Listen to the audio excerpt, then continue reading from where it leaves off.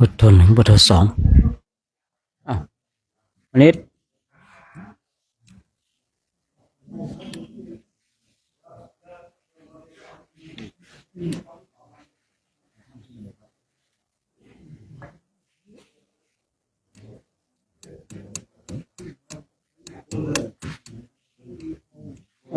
ไม่ดังมานิด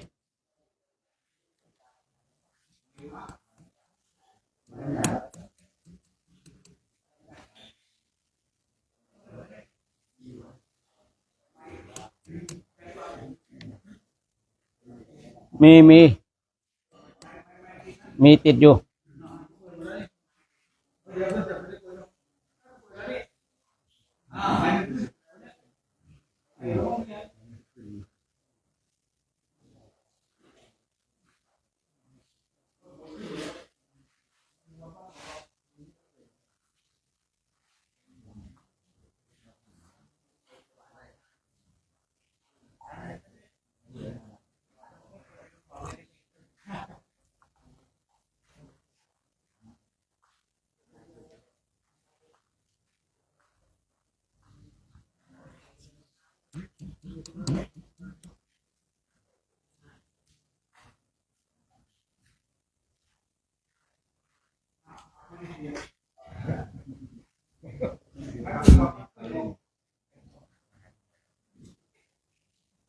ถ้าไม่ใช่พระมหาเถระนะ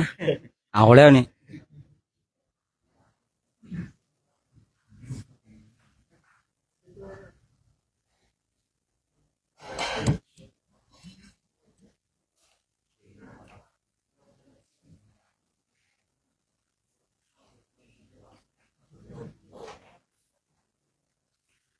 ส่งตัวแทนรับน้ำปนะเลยครับผมไปดูน้ำปนะถวายเลยดูน้ำปนะถวายน้ำปนะตรงเนี้ยเนนอ้าวเนนไม่ลุกเดี๋ยวเนนสวดมหาสมัยด้วยนะวันนี้เนนไปสวดมหาสมัยด้วยเด้อบอกครั้งเดียวไม่รู้เรื่องนะไม่ฟังกันเลยหมดแต่คุยเนนด้วยเด้อวันนี้สวดมหาสมัย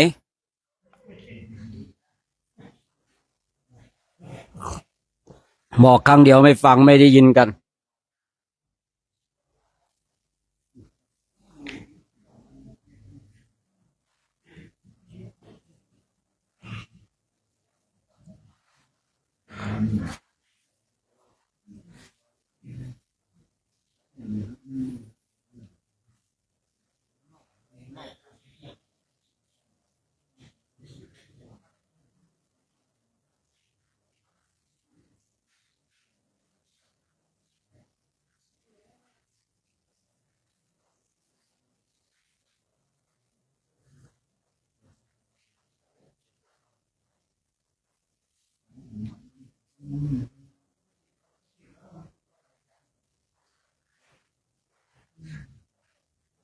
ไปดูลำโพงก็ได้ละลำโพงตัวนี้ไปตรงนู้นได้ง่ายเลยผมใช่ไหมครับเอาครับจะเล่นมีอาจจะเล่นมีแล้วดูตรงนู้นเลยดูนี่หมด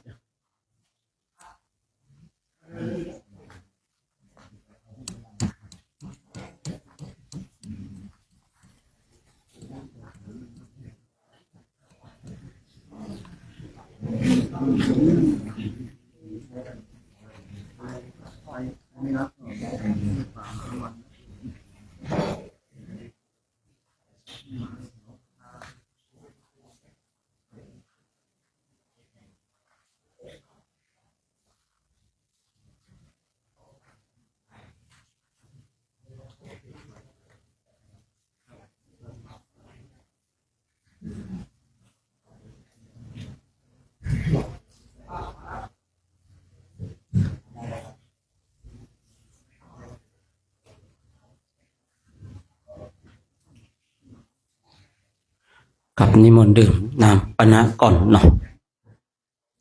เพราะไปเอาใบนั่นให้หน่อยชื่อเจ้าวาดอยู่ในเต็นท์นะครับเติมน้ำเติมไฟเติมพลังก่อนนะวันนี้เราได้มาพักวัดศรีโพธารามอำเภอเวียงป่าเป้านะจังหวัดเชียงรายนะได้มาพักที่นี่เนาะบรรยากาศดีนะทีแรกก็จะหันหน้าไปทางเมนกลัวผีออกมาเลยให้แม่ชีหันหลังให้ดีกว่านะแม่ชีหันหลังให้นะแล้วเราก็จะได้ร่วมกันนะทำมาสวดมนต์เจริญจิตตภาวนานะเดี๋ยววันนี้ก็ได้นิมนต์นะท่านหลวงพ่อทองคำนิติสาโรนะเจ้าวาดเนี่ยนะวัดศรีโพธารามเนาะท่านได้มาพูดมาคุยมาสนทนานะแต่ช่วงนี้ดื่มน้ำปานะก่อนนะญาติโยมอยากได้บุญกับเราแล้วก็นะได้ถวายน้ำปานะนะข่าวมีน้ำเต้าหู้นมสดโกโก้ตอนนี้น้ำเต้าหู้ก่อนเนาะน้ำเต้าหู้นมก็ดีโกโก้ก็ดีนะล้วนเป็นพลังงานที่ดีทั้งนั้นนะสำหรับเราท่านทั้งหลายนะถ้าเราใช้กำลังขนาดนี้ไม่ต้องกลัวน้ำตาลจะเกินนะถ้าระดับนี้นะครับเพราะว่าเราเดินกันนี่กับ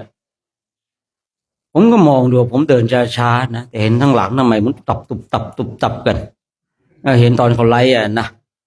ยังเก่าไปครูบาวงก็พาไปดูข้างหลังผมก็ดูนะครับนะมาดูตอนสัมภาษณ์อะไรยังไงผมก็ดูนะครับนะโอ้ยนี่ขอหน่อยนึงนะว่าจะไปสัมภาษณ์อะไรกันโยมนะไม่เอาพอจับไม้แล้วยิงยาวเลยนะ อันนี้ยอกไม่เอานะแต่จับพอยิงยาวเลยก็ดีนะครับคือให้คุยให้ฟังเนี่ยมันเป็นเรื่องที่ดีนะครับเราคุยเราจะได้แสดงความรู้สึกนะเพราะว่าเราไม่มีโอกาสคือค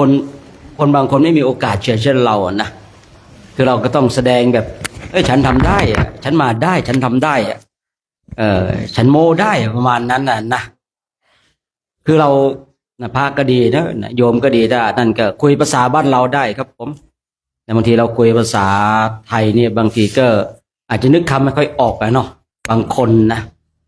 อย่างครูบารัศมีไงนะเขาบางคำเขาก็ไม่ชัดนะเกิดแก่เจ็บตายอันนี้คือที่จริงก็ได้นะครับไม่ใช่ว่าไม่ได้นะเพราะว่าเข้าใจในเรื่องของภาษาผมเองก็บางคำผมก็ไม่ชัดนะครับผมก็รู้นะบางคำผมพูดไม่ชัดเนี่ยนี่ถ้าวันไหนครูบาวงไปสัมภาษณ์ก็เอาภาษาของเราก็ได้ครับผมนะใครมาจากใต้เอาก็แหล่งใต้เลยนะแหล่งใต้เอาถนัดเลยนะใครมาจากเหนือก็เอาทางเหนือเลยอู้คำเมืองนะใครจากภาคกลางก็เอากลางให้ป๋อเลยนะใครมาจากอีสานก็เว้าอีสานเลยนะ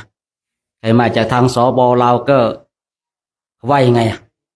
พูดเนี่ยเขาว่ายังไงเว้าลาว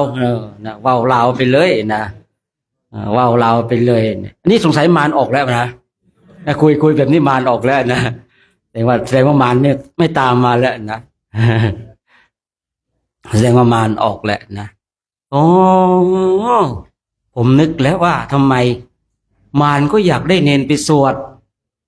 พอชื่อนี้ไม่เนนไปสวดที่มันรู้สึกมันโล่งครับผมรู้สึกมันถูกปลดปล่อยอะไรบางอย่างเข้าใจแล้ว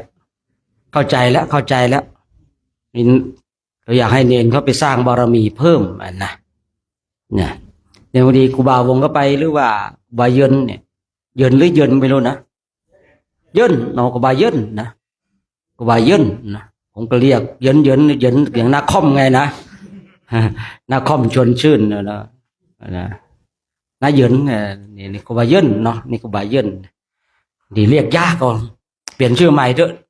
เนี่ยชื่อตามนี้ที่เขาตายกันมีอยู่เนี่ยผ ผมผมเคยโอ้ยเนี่ยชื่อเยอะแยะในป่าช้าไปหาชื่อใหม่สักชื่อนึงนะเรียกยากเนี่ย นะไปสัมภาษณ์กันก็คุยไปครับผมเราบอกนู่นนี่นั่นนะเราเรามาประกาศคุณงามความดีนะครับผมนะเรามาสร้างสรรค์คุณงามความดีนะประกาศในสิ่งที่คุณงามความดีทำไปเถอะนะไม่ต้องบางทีก็เราไม่ต้องคุยธรรมะก็ได้ชวนดีใจอะไรก็ว่ากันไปนะไม่ต้องว่าใครพอที่ให้ข้อคิดสะกิดใจญาติโยมอะไรก็ให้ไปบางทีเราความรู้สึกนะครับนะความรู้สึกเราออกมาจากคำพูดของเราว่าอุ้ยเหนื่อยอย่างเงี้ยนะเหนื่อยแต่เราก็สู้เนี่ยนะสู้ไปถึงแม้ว่าบางคนเขาเห็นว่าการกระทำของเราเป็นเรื่องที่ไร้สาระก็ตามนะแต่ผมเชื่อว่าเนาะเราท่านทั้งหลายเห็นประโยชน์นะตรงจุดนี้เนี่ยจึงเข้ามาร่วมกันนะแล้วก็อาศัยญาติโยมเลยถวายข้าวน้ำโภชนาอาหารน้ำปานะเนี่ยก็เป็นเรื่องที่ดีนะผมเห็นโยมนะรอมันเป็นชั่วโมงเลยกลัวไม่มาเหมือนกันนะเห็นเราเดินแล้วเขาก็ขับรถขึ้นมาก็เลยขึ้นมาซื้อของรอเป็นชั่วโมงเลยนึกว่าไม่มาซะแล้วนะว่ามาสอบศรัทธาโยมมั่นคงไหมเนี่ยคำพูดเนาะทดสอบศรัทธาเห็นศรัทธาโยมมั่นคงสุดยอดเลยเนี่ยคือผมนึงบอกประจำนะครับว่าบางทีเนี่ยเขาถวายมาม่าปลากระป๋องอะไรเนี่ยพวกนี้คือที่เรารับเนี่ยคือเราอยากให้เขาได้บุญนะเขามีโอกาสนะเขามีโอกาสได้สะสมซึ่งบุญและบารมีกันนะฉะนั้นเราท่านทั้งหลายเราก็เป็นเนื้อนาบุญเนาะไอ้ญาติโยมนะเรามาจาริกเนี่ยคือประโยชน์ตนเองก็ได้ประโยชน์ส่วนรวมก็ได้นะครับยิ่งผมยังชอบนะจริงๆเนี่ยสมัยก่อนที่ผมหาสถานที่เนี่ยผมจะพักป่าช้าโดยเป็นหลักเพราะว่าคือผมคุยตามหลักจริงๆนะผมสงสารพวกดวงวิญญาณนะบางทีเนี่ยเขาแบบอยากจะรอรับนะรอรับผมสมัยก่อนเนี่ยผมคือสมัยก่อนผมก็ต้องไปหาสถานที่ก่อนล่วงหน้านะครับล่วงหน้าแล้วก็กลับมาเดินต่อเนี่ยนะคืออย่างสมมติว่าเราจะเดินกันไปหาก่อนเลยดูมาร์กจุดไว้นะครับผมก็จะดูในป่าช้าเป็นหลักว่าเจตนาผมคือสงสารพวกดวงวิญญาณเพราะว่าดวงวิญญาณบางทีเนี่ยเราเข้ามาทำวัดสวดมนต์นั่งภาวนาเขาดีใจนะครับจะมีโอกาสจะเล่าเรื่องเปรต2เมียลูกให้ฟังที่เข้ามาหาผมนะครับมีโอกาสก่อนตอนนี้อารมณ์ยังไม่มานะ นะครับภาษา6ภาษา7มั้งนะเปรต2แม่ลูกนะเขามาหาพอคุยตอนนี้ยังไม่จบเพราะว่าได้นิมนต์หลวงพ่อทองคำเนาะได้มาพูดคุยกับเราในเวลา1 ทุ่มนะในเวลา1 ทุ่มนะตอนนี้ก็เราก็ดื่มน้ำปานะกันเนี่ยคือเรามาจาริกเช่นเนี้ยประโยชน์ของเราก็ได้ได้มาฝึกตนได้มาดูขันติเนี่ยมีไหมเราคุยเรื่องเวทนากันพอมาเดินมาเจอเวทนาแล้วมันเท่าทันมากน้อยขนาดไหนเวทนาในตำราใครๆก็พูดได้ใช่ป่ะทำไมอดไม่ได้ทนไม่ได้เนี่ยนะเพราะอะไรบางทีเขาไม่เคยเนาะไม่เคยมาเจอเรื่องจริงๆเนี่ยเวทนาจริงๆเนี่ยเจอแต่เวทนาในตำรานะเวทนาในตำราก็กำหนดเนี่ยกำหนดรู้เนี่ยนะรู้แล้วก็ดับเนี่ยไม่เห็นดับสักทีเลยเนาะเอ้าจริงไหมเราคุยเราอ่านกันเนี่ยเวทนาเกิดขึ้นกำหนดรู้ปุ๊บดับปั๊บเนี่ยดับเลยยังอ่ะมีแต่โอ้ยไม่ไหวแล้วขยับดีกว่าแน่เนี่ยคือเวทนาในตำราไม่ใช่ว่าไม่ดีนะครับผมก็ดีนะเดี๋ยวเราศึกษาตำราปริยัติเนี่ยปฏิบัติปฏิเวทะก็จะได้มุงกระเบื้องสาธุนะชื่ออะไรกันป๋องป๋องแป๋งเนี่ยเนาะมันชื่อผู้หญิงแน่นะสงสัยแม่อยากได้ผู้หญิงดันลึกเป็นผู้ชายเนาะโมทนานกบาป๋องด้วยเนาะรวมมุงหลังคาตะรวยนับไป5,000 แผ่นนะผมก็แม่ตังค์ไม่มีสักบาทนะไปอาจหารรับตั้ง5,000 แผ่นเนาะรับปุ๊บแม่คือท่านพูดปุ๊บเราก็แม่ศรัทธาเกิดไงเดี๋ยวผมรับ5,000 แผ่น พอรับปุ๊บเอาตังค์ตรงไหนวะ เออจะขายรถหรือเปล่าก็ไม่รู้เนี่ยนะทุ่มสุดตัวแล้วนะย้อนกลับมาวัฒนากุบ้าปองด้วยเนาะรวมบุญนะรวมบุญกันถ้าหลวงพ่อมายังไม่รู้นะหลวงพ่อมายังเอ่ยดูให้หน่อยเนาะเนี่ยเราได้เรียนเรื่องเวทนาในตำราแต่อย่างเงี้ยเรามาเจอของจริงเลยนะครับผมมันเจอของจริงแบบหลีกเลี่ยงไม่ได้ด้วยอย่างเวทนาที่เราแบบไปเจอตามคอร์สต่างๆที่เราเข้าอบรมกันเนี่ยอยู่ในห้องแอร์มันเป็นเวทนาที่หลบได้เช่นอะไรไม่พอใจก็กลับไปกลับบ้านดีกว่าเนี่ยไม่พอใจก็แอบเข้าห้องน้ำเนี่ยเมื่อก่อนผมเนี่ยห้องน้ำเป็นที่สิงสถิตสำหรับผมนะที่สิงสถิตยังไงไม่ไหวโอ้โหปฏิบัติกันทั้งวันไม่ไหวเลยเข้าไปห้องน้ำเป็นชั่วโมงเลยนะเป็นชั่วโมงบางทีนะเขาก็มาเคาะครับผมแรกๆก็อยู่นานพอช่วงหลังเขาเริ่มเคาะ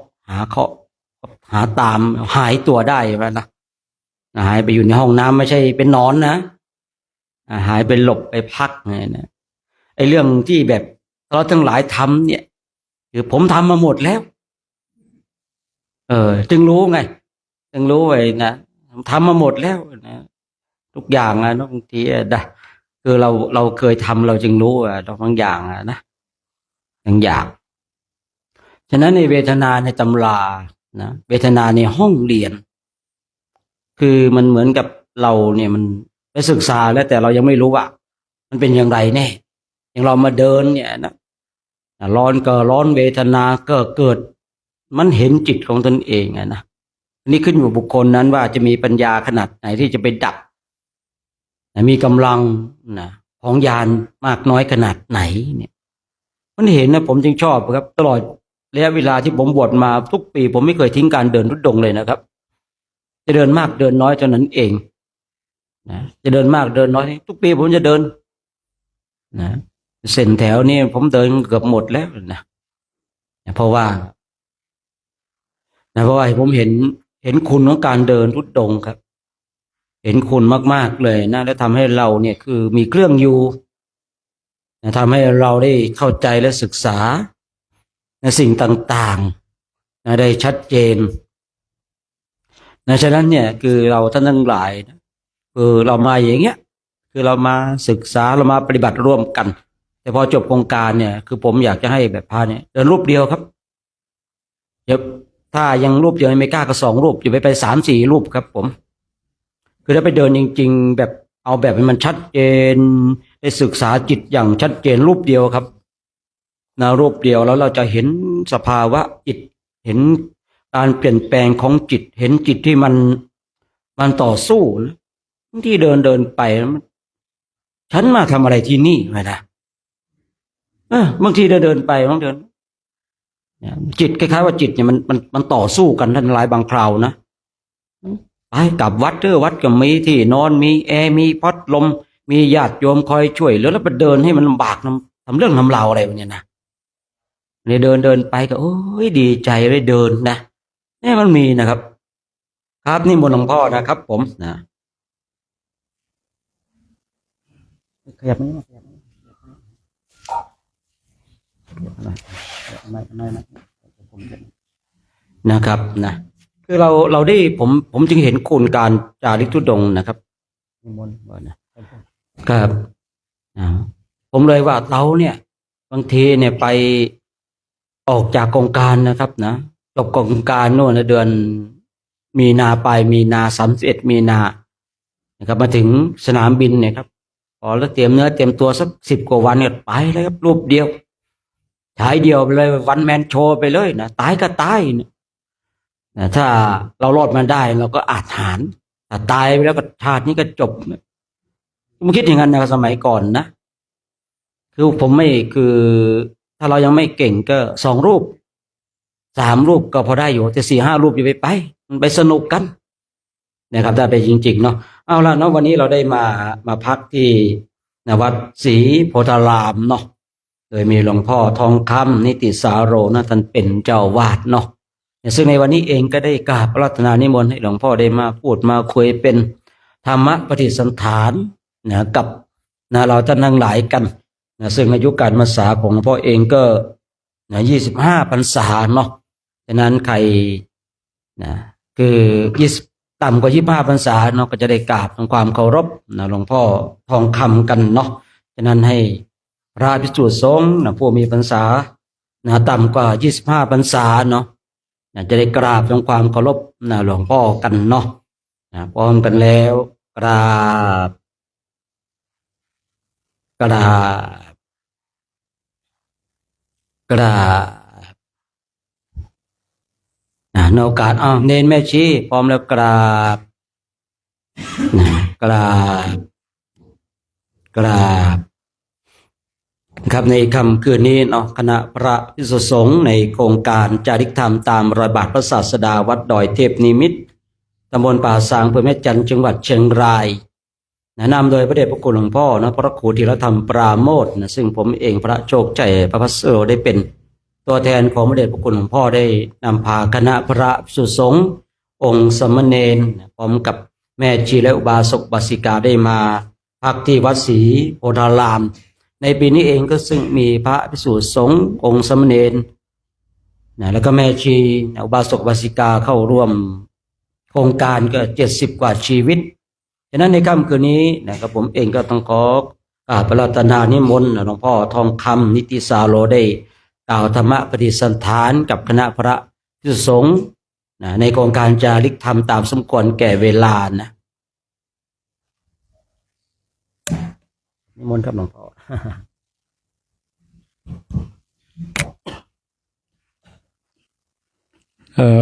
กับผมขอนมัสการพระอาจารย์โชคชัยพระสโรผู้ช่วยประธานโครงการจาริกธรรมตามรอยบาทของพระศาสดาและเพื่อนสหธรรมิกทุกท่านที่ได้มาร่วมเดินทางทุดงค์ในครั้งนี้ก็วันนี้ก็ท่านได้มาถึงวัดศรีโพธารามก็ก่อนที่จะได้กล่าวได้พูดอะไรก็ขอแนะนำตัวนะครับ ผมพระอธิการทองคำนิติสาโรพรรษา25แต่อายุเยอะแล้วนะครับ72แล้วครับ ก็มาเป็นเจ้าอาวาสที่วัดศรีโพธารามมีประมาณ2552สำหรับวัดศรีโพธารามเพิ่งตั้งเป็นวัดมาประมาณพ.ศ. 2528ก็เริ่มตั้งต้นมาประมาณได้ประมาณ30 กว่าปีเกือบ40 ปีแล้วก็มันเหมือนอย่างที่ทุกท่านได้เห็นก็ผมมีความยินดีครับยินดีคณะพระธุดงค์ทุกท่านที่ได้มาถึงที่นี่สำหรับผมก็คงจะไม่มีอะไรมากแล้วครับที่ได้มาพูดมาจากับคณะพระธุดงค์ก็สำหรับวันพรุ่งนี้ตอนเช้าผมขอนิมนต์พระภิกษุสามเณรที่มาธุดงค์ทุกรูปร่วมเป็นเนื้อนาบุญออกบิณฑบาตโปรดคณะศรัทธาวัดศรีโพธารามพรุ่งนี้จะมีเด็ก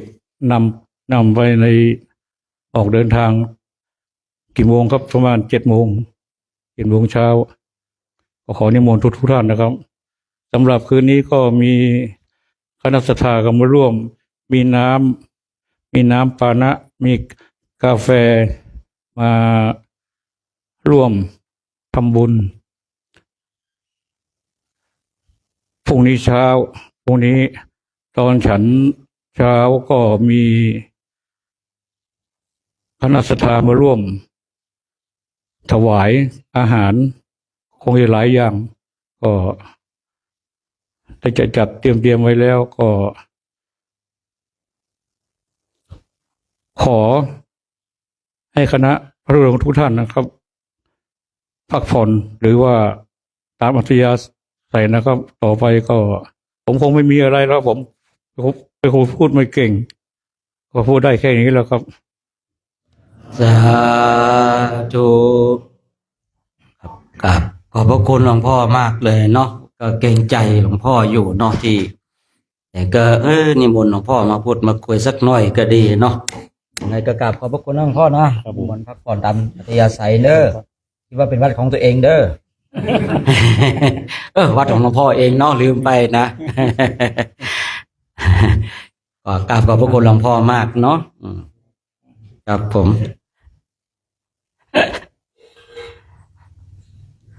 จริงผมก็ใจดีนะผมไม่ชอบโกนขี้เล่นนะแต่ไม่ได้เล่นขี้เด้อนี่ผมไม่ชอบตลกแต่บางช่วงมารมันเข้าสิงนะครับผมในวันนี้มารพุ่งพางุนหงิดทั้งวันเลยนะพระอุปถากวันนี้3 รูปนะให้ไปสวดหมดแล้วครับผมบาทองแดงตุ๊แป้นนะ3 รูปนะเนาะผมต้องเก็บเต็นท์เองอะนะมันก็สิงไปทำให้หงุดหงิดเลยวันนี้ทั้งวันเลยมาปล่อยตอนเมื่อกี้นี่เองตอนที่ให้เนรไปสวดนี่เองอะโดดออกจากโดดออกเห็นเลยอะนะมันกระโดดออกฟัดไปเลยโอ้มันเอาเรื่องนะมารเนี่ยท่านทั้งหลายเป็นไม่ได้นะนี่ไม่ได้เลยมารเนี่ยมันเอาสิงเดี๋ยวก็หลายรูปเลยนะเดี๋ยวเดี๋ยวจะมีอีกนะมันอาจจะโมอยู่แถวนี้อยู่นะมารยังไม่ออกไม่หมดไม่รู้นะเดี๋ยวเราได้สวดมนต์กันดีกว่าเนาะสวดมนต์กันดีกว่านะนิมนต์ท่านปิงได้นำผ้าสวดมนต์ไหว้พระนะเอาไม้ไปตัวนี้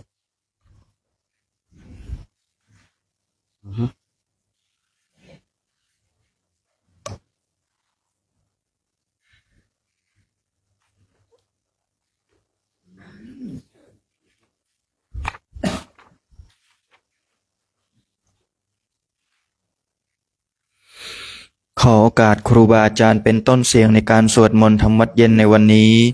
พร้อมกันแล้วกราบ กราบ กราบ เปิดหนังสือไปที่หน้า17ครับ โยโสภะคะวะอะระหังสัมมาสัมพุทโธพระผู้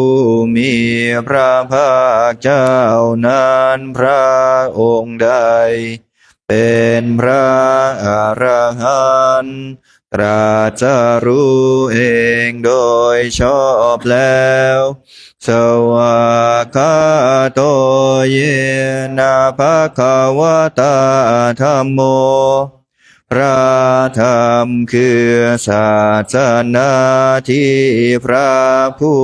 มีพระภาคเจ้านั้นพระองค์ใดตรัสไว้ดีแล้วสุปฏิปันโนยัสสะภะคะวะโตสาวกสังโฆพระสงฆ์คือผู้ทรงธรรมวินัยซึ่งเป็นสาวกของพระผู้มีพระภาคเจ้านั้นหมู่ใดเป็นผู้ปฏิบัติดีแล้วธัมมายังภะคะวันตังสะธัมมังสะสังฆังอิเมหิสาการเรหิยะทาระหังอาโรปิเตหิอาภิปุชยามะข้าพระเจ้าขอบูชาอย่างยิ่งซึ่งพระผู้มีพระภาคเจ้าพร้อมทั้งพระสัทธรรมและพระอริยสงฆ์เจ้าทั้งหลายด้วยเครื่องสักการะเหล่านี้ข้าพระเจ้าได้ยกขึ้นประดิษฐานไว้ดีแล้วในที่อันสมควรอย่างยิ่งเช่นนี้ สาธุโนพันเตภะคะวะสุจิราปรินิพพุโตปิพระผู้มีพระภาคเจ้าพระองค์นั้นแม้ปรินิพพานนานแล้วก็ตามข้าแต่พระองค์ผู้เจริญซึ่งยังประโยชน์อันยิ่งใหญ่แก่สาธุชนทั้งหลายปัจฉิมาชนะตานุกัมปมานาสาอิเมสการะทุกขตาปันนาการะภูเตปฏิคันหาตุขอจงรับเครื่องสักการะบรรณาการของคนยากทั้งหลายเหล่านี้ด้วยเพื่ออนุเคราะห์แก่ประชุมชนผู้เกิดแล้วในภายหลังด้วยอัมหากังทิคารตังหิตายะสุขายะเพื่อประโยชน์เพื่อความสุขแก่ข้าพระเจ้าทั้งหลายสิ้นกาลนานเทินอะระหังสัมมาสัมพุทโธภะคะวาพระผู้มีพระภาคเจ้าเป็นพระอรหันต์ดับเพลิงกิเลสเพลิงทุกข์สิ้นเชิงตรัสรู้ชอบได้โดยพระองค์เองพุทธังภคะวันตังอภิวาเทมิข้าพระเจ้าอภิวาทพระผู้มีพระภาคเจ้าผู้รู้ผู้ตื่นผู้เบิกบานกราบสวากขาโตภะคะวะตาธัมโมพระธรรมเป็นธรรมที่พระผู้มีพระภาคเจ้าตรัสไว้ดีแล้วธัมมังนามัสสามิข้าพระเจ้านมัสการพระธรรมกราบสุปฏิปันโนภะคะวะโตสาวกสังโฆพระสงฆ์สาวกของพระผู้มีพระภาคเจ้าปฏิบัติดีแล้วสังฆังนามามิข้าพระเจ้านอบน้อมพระสงฆ์กราบ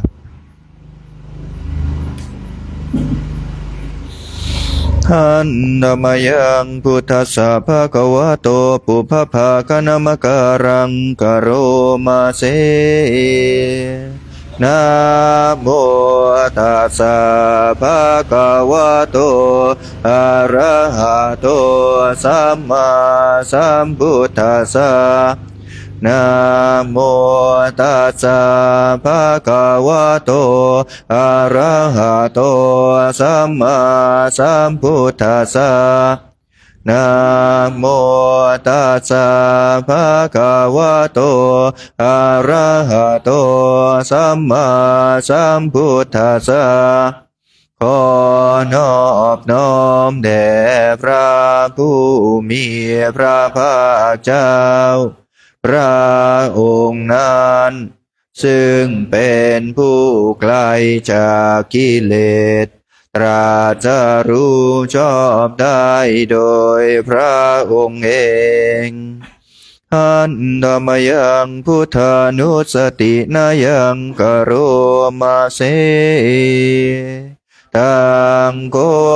ปานาภคะวันตาเอวังกัลยา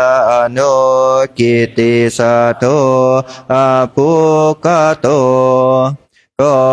กิตติศัพท์อันงามของพระผู้มีพระภาคเจ้านั้นได้ฟุ้งไปแล้วอย่างนี้ว่าอิติปิโสภะคะวาเพราะเหตุอย่างนี้อย่างนี้พระผู้มีพระภาคเจ้านั้นอรหังเป็นผู้ไกลจากกิเลสสัมมาสัมพุทโธเป็นผู้ตรัสรู้ชอบได้โดยพระองค์เองวิชาจารณะสัมปันโนเป็นผู้ถึงพร้อมด้วยวิชาและจารณะสุขโตเป็นผู้ไปแล้วด้วยดีโลกวิทูเป็นผู้รู้โลกอย่างแจ่มแจ้งอนุตตรปุริสธรรมสารถีเป็นผู้สามารถฝึกบุรุษที่สมควรฝึกได้อย่างไม่มีใครยิ่งกว่าสัทธาเทวมนุษย์สานังเป็นครูผู้สอนของเทวดาและมนุษย์ทั้งหลายพุทโธเป็นผู้รู้ผู้ตื่นผู้เบิกบานด้วยธรรมภควาติเป็นผู้มีความจำเริญจำแนกธรรมสั่งสอนสัตว์ดังนี้หันธรรมยังพุทธาภิกขิติงกโรมาเส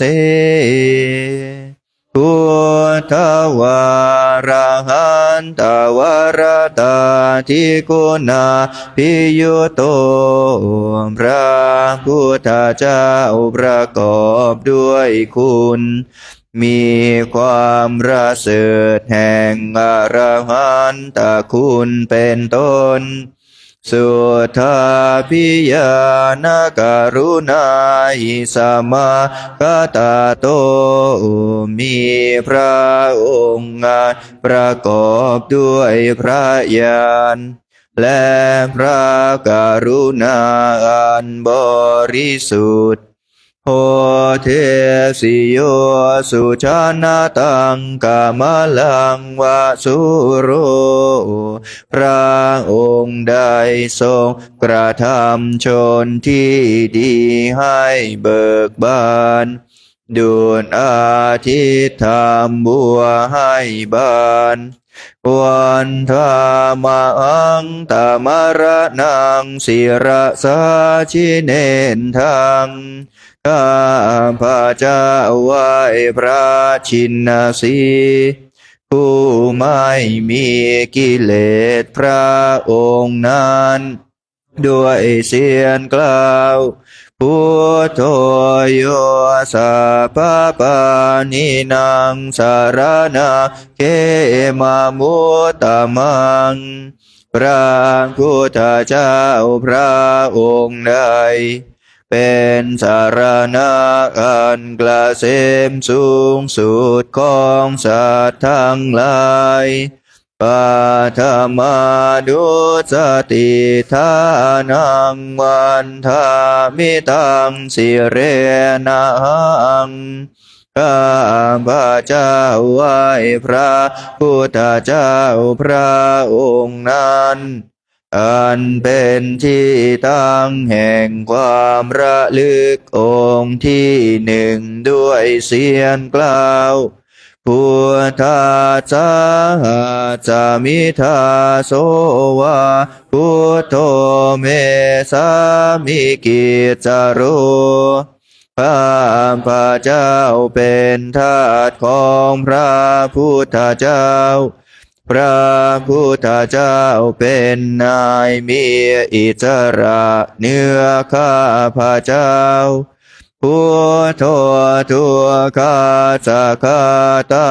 จาวิทาตาจาหิตาจาเมพระ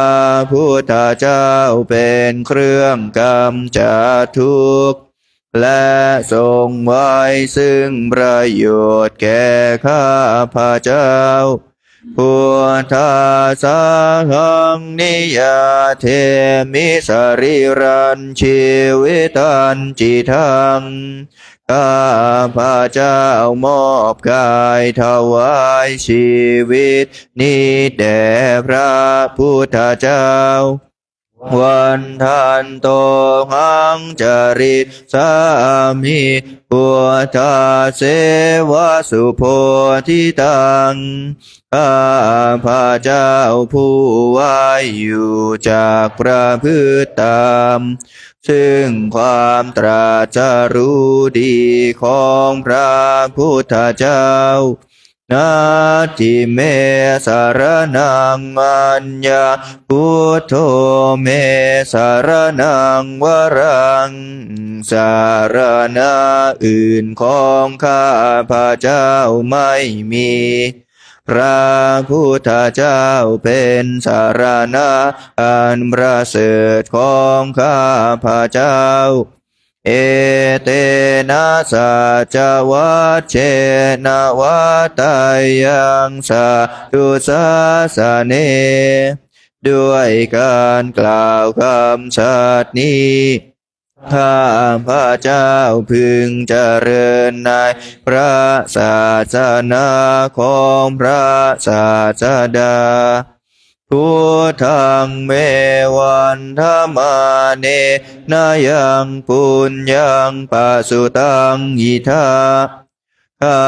พระเจ้าผู้ไว้อยู่ซึ่งพระพุทธเจ้าได้ควรควายบุญใดในบัดนี้สัพเพปิอันตรายเมมาเหสุงตาจเตชะสาอันตรายทั้งปวงอย่าได้มีแก่ข้าพระเจ้าด้วยเดชแห่งบุญนั้นกายเยนวาจายวเจตสาวาด้วยกายก็ดีด้วยวาจาก็ดีด้วยใจก็ดีพุทเทกุกัมมังปะกตังมายายังกรรมนาติเตียนอันใดที่ข้าพระเจ้ากระทำแล้วในพระพุทธเจ้าปฏิคันหตุอาจยันตังขอพระพุทธเจ้าจงงดซึ่งโทษล่วงเกินอันนั้นกาลันตะเรสังวริตุงวพุทเทเพื่อการสำรวมระวังในพระพุทธเจ้าในการต่อไปหันนามยังธรรมานุสตินายังกโรมาเสสวากาโตภะคะวะตาธัมโมพระธรรมเป็นสิ่งที่พระผู้มีพระภาคเจ้าได้ตรัสไว้ดีแล้วสันทิฏฐิโกเป็นสิ่งที่ผู้ศึกษาและปฏิบัติพึงเห็นได้ด้วยตนเองอากาลิโกเป็นสิ่งที่ปฏิบัติได้และให้ผลได้ไม่จำกัดการเอหิปัสสิโกเป็นสิ่งที่ควรกล่าวกับผู้อื่นว่าท่านจงมาดูเถิด องค์ปานายิโกเป็นสิ่งที่ควรน้อมเข้ามาใส่ตัวปัจจตังเวทิตาโพวินยูหิติเป็นสิ่งที่ผู้รู้ก็รู้ได้เฉพาะตนดังนี้หันธรรมยังธรรมภิกิติงกโรมาเสสวากาตาตาทิกุณโยกาวะเสนาสยโยพระธรรมเป็นสิ่งที่ประเสริฐเพราะประกอบด้วยคุณคือความที่พระผู้มีพระภาคเจ้าตรัสไว้ดีแล้วเป็นต้นโยมัคคปะกะปริยัติวิโมกขเพโทเป็นธรรมันจำแนกเป็นมรรคผลปริยัติและนิพพานธัมโมกุโลกปตานาตถาธาริธารี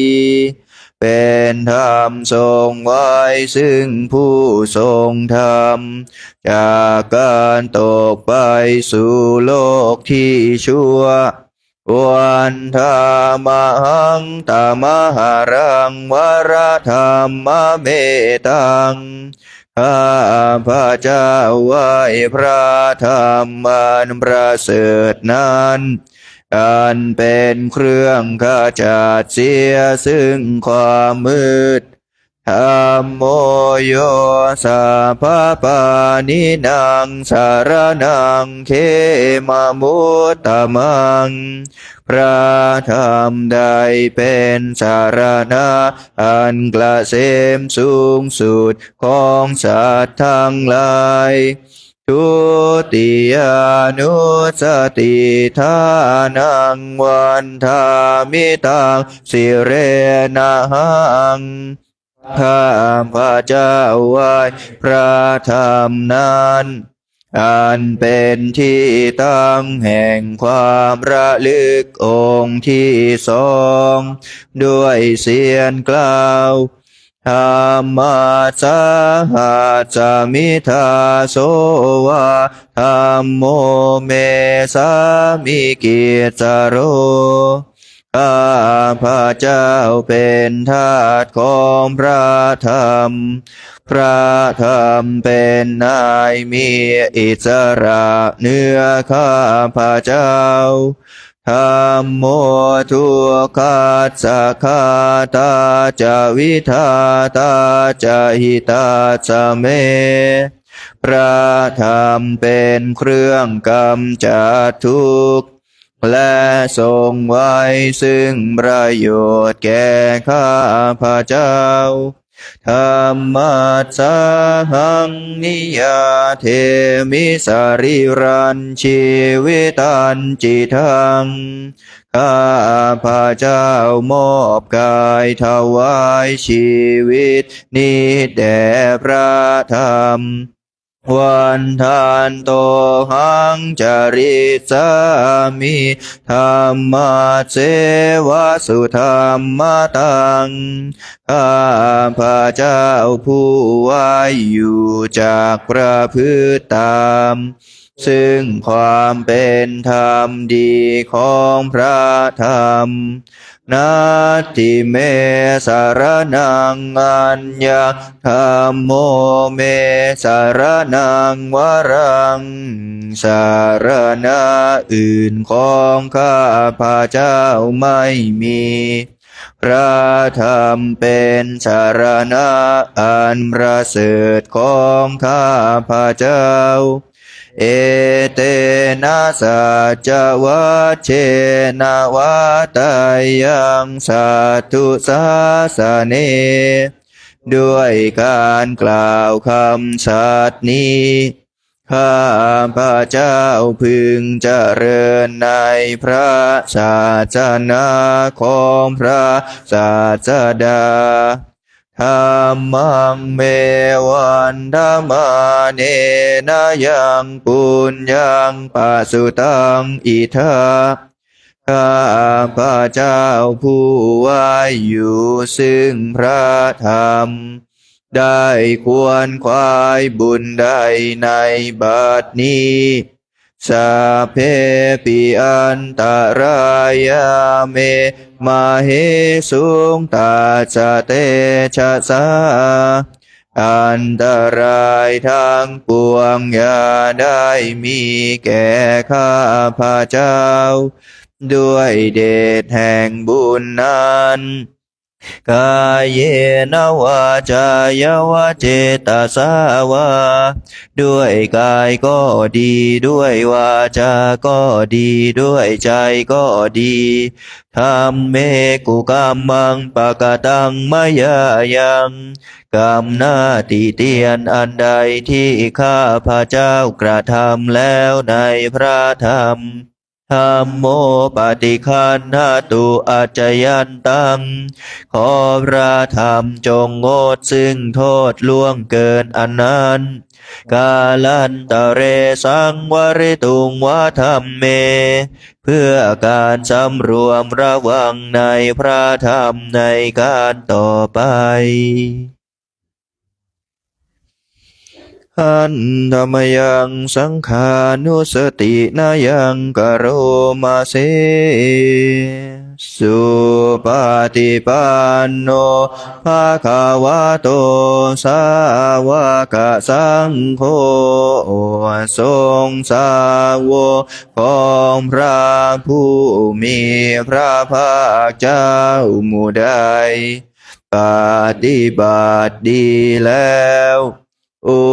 ชุปฏิปันโนภะคะวะโตสาวกสังโฆ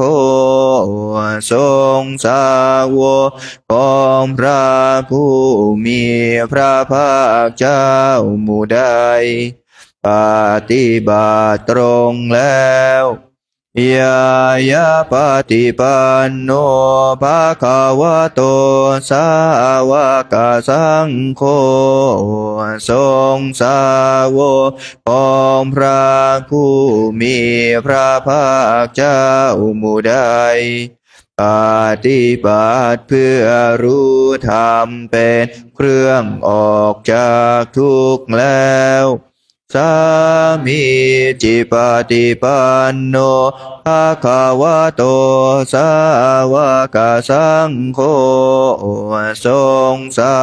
วกของพระผู้มีพระภาคเจ้าหมู่ใดปฏิบัติสมควรแล้วยาทิทังได้แก่บุคคลเหล่านี้คือจาตาริปุริสายุคานิอัตถปุริสปุคลาคู่แห่งบุรุษสี่คู่นับเรียงตัวบุรุษได้8บุรุษเอสะภะคะวะโตสาวกสังโฆนั่นแหละทรงสาวกของพระผู้มีพระภาคเจ้ากาหุนายโยเป็นทรงควรแก่สักการะที่เขานำมาบูชาปาหุนายโยเป็นทรงควรแก่สักการะที่เขาจัดไว้ต้อนรับทักขินายโยเป็นผู้ควรรับทาสินาทานอัญชลีกรณิโยเป็นผู้ที่บุคคลทั่วไปควรทำอัญชลีอนุตรังปุญญเขตังโลกัสสติเป็นเนื้อนาบุญของโลก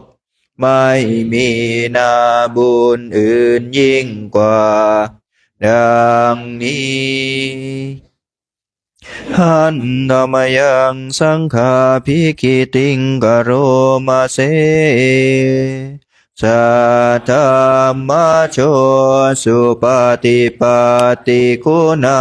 ทิยุโตพระสงฆ์ที่เกิดโดยพระสัทธรรมประกอบด้วยคุณมีความปฏิบัติดีเป็นต้นโยธาภิโทอริยปุคลสังฆเสโทเป็นหมู่แห่งพระอริยบุคคลนั้นประเสริฐแปดจำพวกศีลาทิธรรมปวาราสยกายจิตโตมีกายและจิตอานาศัยธรรมมีศีลเป็นต้นนั้นบวรวันธรรมอริยานาคานังสุสุทังข้าพระเจ้าไหว้หมู่แห่งพระอริยเจ้าเหล่านั้นอันบริสุทธิ์ด้วยดีสังโฆโยสัพพปานินางสารนาเขมามุตตมังพระสงฆ์หมู่ใดเป็นสารณะอันกระเสมสูงสุดของสัตว์ทั้งหลายตาติยานุสติทานังวันทามิตังสิเรนะหังข้าพระเจ้าไหว้พระสงฆ์หมู่นั้นอันเป็นที่ตั้งแห่งความระลึกองค์ที่สามด้วยเสียงกล่าวสังฆาสาหาจามิทาโสวาสังโฆเมสามิกิจาโรข้าพระเจ้าเป็นทาสของพระสงฆ์พระสงฆ์เป็นนายมีอิสระเหนือข้าพระเจ้าสังโฆทุกขาจะคาตาจะวิทาตาจะหิตาจะเมพระสงฆ์เป็นเครื่องกำจัดทุกข์และทรงไว้ซึ่งประโยชน์แก่ข้าพระเจ้าสังฆาสาหังนิยาเทมิสาริรันชีวิตันจิทังข้าพระเจ้ามอบกายถวายชีวิตนี้แด่พระสงฆ์วันทันโตหังจาริสามิสังฆาโสปฏิปันนตังข้าพระเจ้าผู้ไหวอยู่จากประพฤติตามซึ่งความปฏิบัติดีของพระสงฆ์นาทิเมสารนังอัญญาสังโฆเมสารนังวรัง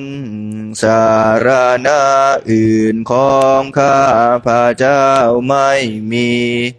พระสงฆ์เป็นสารณะอันประเสริฐของข้าพระเจ้าเอเตนะสะจวะเจนะวะตายังสาธุสาสเนด้วยการกล่าวคำสัตย์นี้ข้าพระเจ้าพึงเจริญในพระศาสนาของพระศาสดาสังฆังเมวันธมาเนนะยังปุญญาภสุตังอิทาข้าพระเจ้าผู้ไหวอยู่ซึ่งพระสงฆ์ได้ควรควายบุญใดในบัดนี้ สัพเพปิอันตรายาเมมาเหสุงตัสสะเตชะสาอันตรายทั้งปวงอย่าได้มีแก่ข้าพระเจ้าด้วยเดชแห่งบุญนั้นกายเยนวาจายวเจตสาวาด้วยกายก็ดีด้วยวาจาก็ดีด้วยใจก็ดีสังเคกุกัมมังปะกะตังมายายังกรรมหน้าติเตียนนันใดที่ข้าพระเจ้ากระทำแล้วในพระสงฆ์สังโฆปฏิคันหตุอาจจยันตังขอพระสงฆ์จงงดซึ่งโทษล่วงเกินอันนั้นกาลันตะเรสังวริตุงวะสังเคเพื่อการสำรวมระวังในพระสงฆ์ในการต่อไป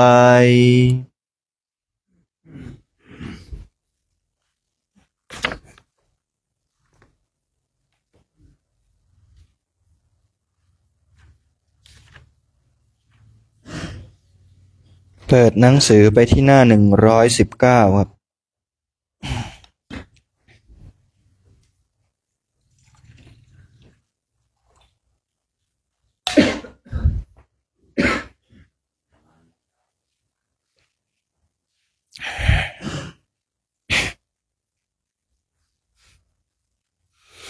หันธมยังอธิตปริยายสุตตปาทังพนามาเส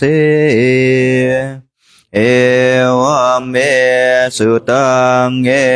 กังสมัยยะภะคะวะขยายังวิหารติขยาสิเสสัทธิภิกขุสหัสเสนาตาตระโคภะคะวะภิกขุอามันเตสีข้าพระเจ้าคือพระอานนท์ได้สดับมาอย่างนี้สมัยหนึ่งพระผู้มีพระภาคเจ้าเสด็จประทับอยู่ที่ขยาสีสาประเทศใกล้แม่น้ำขยากับด้วยพระภิกษุ1,000 รูปในการนั้นแลพระผู้มีพระภาคเจ้าตรัสเตือนพระภิกษุทั้งหลายให้ตั้งใจฟังภาษิตนี้ว่าสัพพังภิกขเวอาทิตังกินจาภิกขเวสัพพังอาทิตังจักขุงภิกขเวอาทิตังรูปาอาทิตาจักขุวิญญาณอาทิตังจักขุสัมผัสโสอาทิโตดูก่อนภิกษุทั้งหลายสิ่งทั้งปวงเป็นของร้อนดูก่อนภิกษุทั้งหลายก็อะไรเล่าชื่อว่าสิ่งทั้งปวงดูก่อนภิกษุทั้งหลายจักษุคือในตาเป็นของร้อนรูปทั้งหลายเป็นของร้อนวิญญาณอาศัยจักษุเป็นของร้อนสัมผัสอาศัยจักษุเป็นของร้อนยามปิทางจักขุสัมผัสสะปัจจยาอุปัชชติเวทายตังสุขังวาทุกขังวาอทุกขมสุขังวาตัปปิอาทิตังเกนะอาทิตังความรู้สึกอารมณ์คือเวทนาเกิดขึ้นเพราะจักษุสัมผัสเป็นปัจจัยนี้แม้อันใดเ เป็นสุขก็ดีทุกข์ก็ดี ไม่ใช่ทุกข์ไม่ใช่สุขก็ดี แม้อันนั้นก็เป็นของร้อน ร้อนด้วยอะไรอันอะไรมาเผาให้ร้อนอาทิตังราคะกินาโทสะกินาโมหะกินาอาทิตังชาติยาชรามรณะนะโสเกหิปาริเทเวหิทุเขหิโทมานาเสหิอุปายาเสหิอาทิตันติวัฏามิ เรากล่าวว่าร้อนด้วยไฟคือราคะ ด้วยไฟคือโทสะ ด้วยไฟคือโมหะ ร้อนด้วยความเกิดด้วยความแก่และความตาย ร้อนด้วยความโศกด้วยความร่ำไรรำพัน ด้วยความเจ็บกายด้วยความเสียใจด้วยความคับแค้นใจทั้งหลายโสตังอาทิตังสัทธาอาทิตาโสตวิญญาณอาทิตังโสตสัมผัสโสอาทิตโตโสตคือหูเป็นของร้อนเสียงทั้งหลายเป็นของร้อนวิญญาณอาศัยโสตเป็นของร้อนสัมผัสอาศัยโสตเป็นของร้อนยัมปิทังโสตสัมผัสสะปัจจยาอุปัชชติเว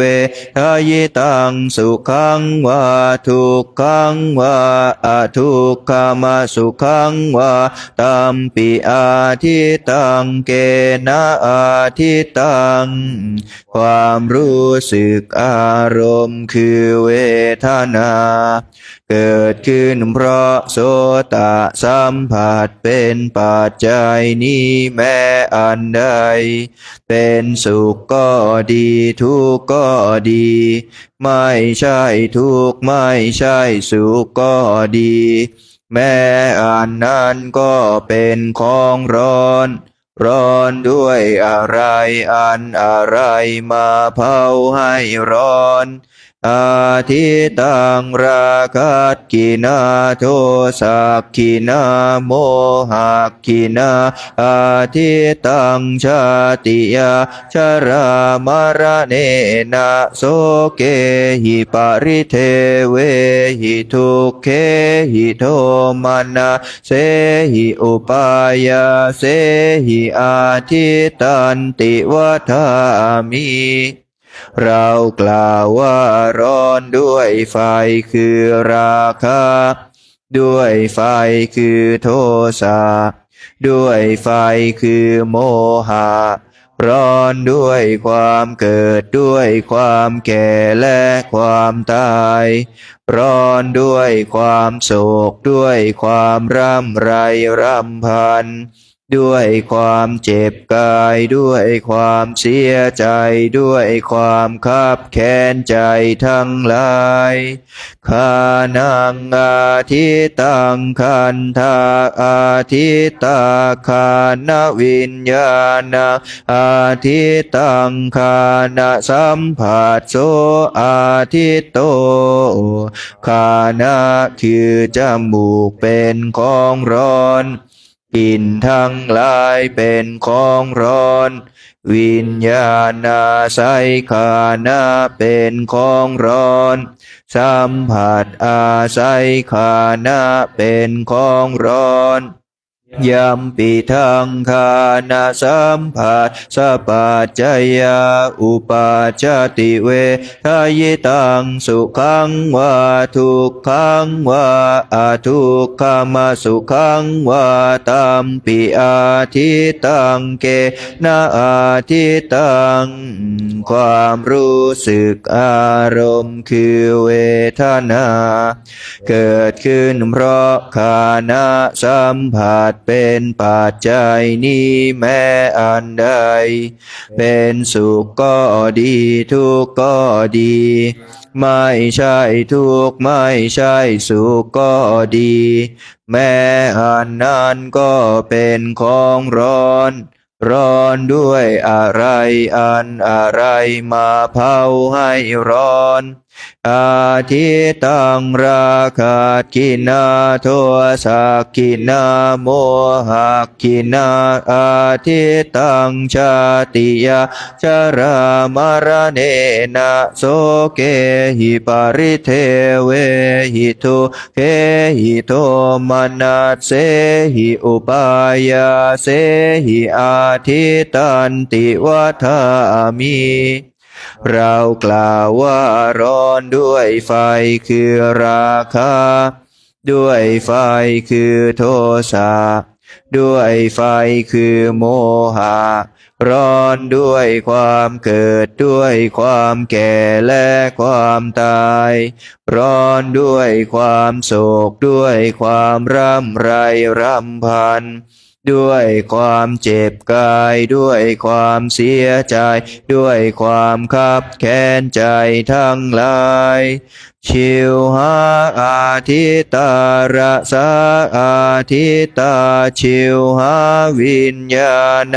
อาทิตังชิวหาสัมผัสโสอาทิโตชิวหาคือลิ้นเป็นของร้อนรสทั้งหลายเป็นของร้อนวิญญาณอาศัยชิวหาเป็นของร้อนสัมผัสอาศัยชิวหาเป็นของร้อนยัมปิทังชิวหาสัมผัสสัพพัจจยาอุปาชาติเวทายตังสุขังวาทุกขังวาอาทุกขมาสุขังวาตัมปิอาทิตังเกนะอาทิตังความรู้สึกอารมณ์คือเวทนาเกิดขึ้นเพราะชิวหาสัมผัสเป็นปัจจัยนี้แม้อันใดเป็นสุขก็ดีทุกข์ก็ดีไม่ใช่ทุกข์ไม่ใช่สุขก็ดีแม้อันนั้นก็เป็นของร้อนร้อนด้วยอะไรอันอะไรมาเผาให้ร้อนอาทิตังราคะกินาโทสะกินาโมหะกินาอาทิตังชาติยาชรามรณเนนะโสเกหิปาริเทเวหิทุเขหิโทมนัสเสหิอุปายาเสหิอาทิตันติวัฏามิเรากล่าวว่าร้อนด้วยไฟคือราคะด้วยไฟคือโทสะด้วยไฟคือโมหะร้อนด้วยความเกิดด้วยความแก่และความตายร้อนด้วยความโศกด้วยความร่ำไรรำพันด้วยความเจ็บกายด้วยความเสียใจด้วยความคับแค้นใจทั้งหลายกายโยอาทิตโตโพธัพพะอาทิตากายวิญญาณอาทิตังกายสัมผัสโสอาทิตโตกายเป็นของร้อนโพธาภะคืออารมณ์ที่จะพึงถูกต้องด้วยกายเป็นของร้อนวิญญาณอาศัยกายเป็นของร้อนสัมผัสอาศัยกายเป็นของร้อนยัมปิทังกายสัมผัสสัพพัจจยาอุปาชาติเวทายตังสุขังวาทุกขังวาอาทุกขมาสุขังวาตัมปิอาทิตังเกนะอาทิตังความรู้สึกอารมณ์คือเวทนา เกิดขึ้นเพราะกายสัมผัสเป็นปัจจัยนี้แม้อันใดเป็นสุขก็ดีทุกข์ก็ดีไม่ใช่ทุกข์ไม่ใช่สุขก็ดีแม้อันนั้นก็เป็นของร้อนร้อนด้วยอะไรอันอะไรมาเผาให้ร้อนอาทิตังราคัตขินาโทสะขินาโมหะขินาอาทิตังชาติยาชรามรณเนนะโสเกหิปาริเทเวหิทุกเขหิโทมานะเสหิอุปายาเสหิอาทิตันติวัฏามิเรากล่าวว่าร้อนด้วยไฟคือราคะด้วยไฟคือโทสะด้วยไฟคือโมหะร้อนด้วยความเกิดด้วยความแก่และความตายร้อนด้วยความโศกด้วยความร่ำไรรำพันด้วยความเจ็บกายด้วยความเสียใจด้วยความคับแค้นใจทั้งหลายมโนอาทิโตธรรมาอาทิตามโนวิญญาณอาทิตังมโนสัมผัสโสอาทิโตมานะคือใจเป็นของร้อนธรรมทั้งหลายคืออารมณ์ที่เกิดกับใจเป็นของร้อนวิญญาณอาศัยมานะเป็นของร้อนสัมผัสอาศัยมานะเป็นของร้อนยามปิทังมโนสัมผัสสะปัจจยาอุปาจติเวทายตังสุขังวาทุกขังวาอทุกขมสุขังวาตัมปิอาทิตังเกนะอาทิตังความรู้สึกอารมณ์คือเวทนาเกิดขึ้นเพราะมโน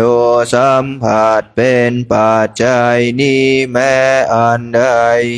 เป็นสุขก็ดีทุกข์ก็ดีไม่ใช่ทุกข์ไม่ใช่สุขก็ดีแม้อันนั้นก็เป็นของร้อนร้อนด้วยอะไรอันอะไรมาเผาให้ร้อนอาทิตังราคัตขินาโทสะขินาโมหะขินาอาทิตังชาติยาชรามรณเนนะโสเกหิปาริเทเวหิทุกเขหิโทมานะเสหิอุปายาเสหิอาทิตันติวัฏามิเรากล่าวว่าร้อนด้วยไฟคือราคะด้วยไฟคือโทสะด้วยไฟคือโมหะร้อนด้วยความเกิดด้วยความแก่และความตายร้อนด้วยความโศกด้วยความร่ำไรรำพันด้วยความเจ็บกายด้วยความเสียใจด้วยความคับแค้นใจทั้งหลายเอวังปัจจังภิกขเวสุตวะอริยสาวโกจักขุสมิงปินิพิทาติรูเปสุปินิพินทาติจาคุวิญญาเนปินิพินทาติจาคุสัมผัสเสปินิพินทาติดูก่อนภิกษุทั้งหลายอริยสาวกผู้ได้สดับแล้วมาเห็นอยู่อย่างนี้ย่อมเบื่อหน่ายทั้งในจักษุย่อมเบื่อหน่ายทั้งในรูปทั้งหลาย ย่อมเบื่อหน่ายทั้งในวิญญาณอาศัยจักษุย่อมเบื่อหน่ายทั้งในสัมผัสอาศัยจักษุยามปิทังจักขุสัมผัสสะปัจจยาอุปาชติเวทายตังสุขังวาทุกขังวาอทุกขมาสุขังวาตัสสมิงปินิพพินทติความรู้สึกอารมณ์คือเวทนาเกิดขึ้นเพราะจักษุสัมผัสเป็นปัจจัยนี้แม้อันใดเป็นสุขก็ดีทุกข์ก็ดีไม่ใช่ทุกข์ไม่ใช่สุขก็ดีย่อมเบื่อหน่ายทั้งในความรู้สึกนั้นโสตัสสมิงปินิพพินทติสัทเทสุปินิพพินทติโสตวิญาเนปินิพพินทติโสตสัมผัสเสปินิพพินทติย่อมเบื่อหน่ายทั้งในโสตย่อมเบื่อหน่ายทั้งในเสียงทั้งหลายย่อมเบื่อหน่ายทั้งในวิญญาณอาศัยโสตย่อมเบื่อหน่ายทั้งในสัมผัสอาศัยโสตยัมปิทังโสตสัมผัสสะปัจจยาอุปาชติเวทายตังสุขังวาทุกขังวาอทุกขมสุขังวาตัสสมิงปินิพพินทติความรู้สึกอารมณ์คือเวทนาเกิดขึ้นเพราะโสตสัมผัสเป็นปัจจัยนี้แม้อันใดเป็นสุขก็ดีทุกข์ก็ดีไม่ใช่ทุกข์ไม่ใช่สุขก็ดีย่อมเบื่อหน่ายทั้งในความรู้สึกนั้นคานาสมิงปินิพพินทติคันเทสุปินิพพินทติคานวิญญาเนปินิพพินทติคานาสัมผัสเสปินิพพินทติย่อมเบื่อหน่ายทั้งในคานะย่อมเบื่อหน่ายทั้งในกลิ่นทั้งหลายย่อมเบื่อหน่ายทั้งในวิญญาณอาศัยขานะย่อมเบื่อหน่ายทั้งในสัมผัสอาศัยขานะยัมปิทังคานะสัมผัสสะปัจจยาอุปาชติเวทายตังสุขังวาทุกขังวาอทุกขมสุขังวาตาสมิงปินิพพินทติความรู้สึกอารมณ์คือเวทนา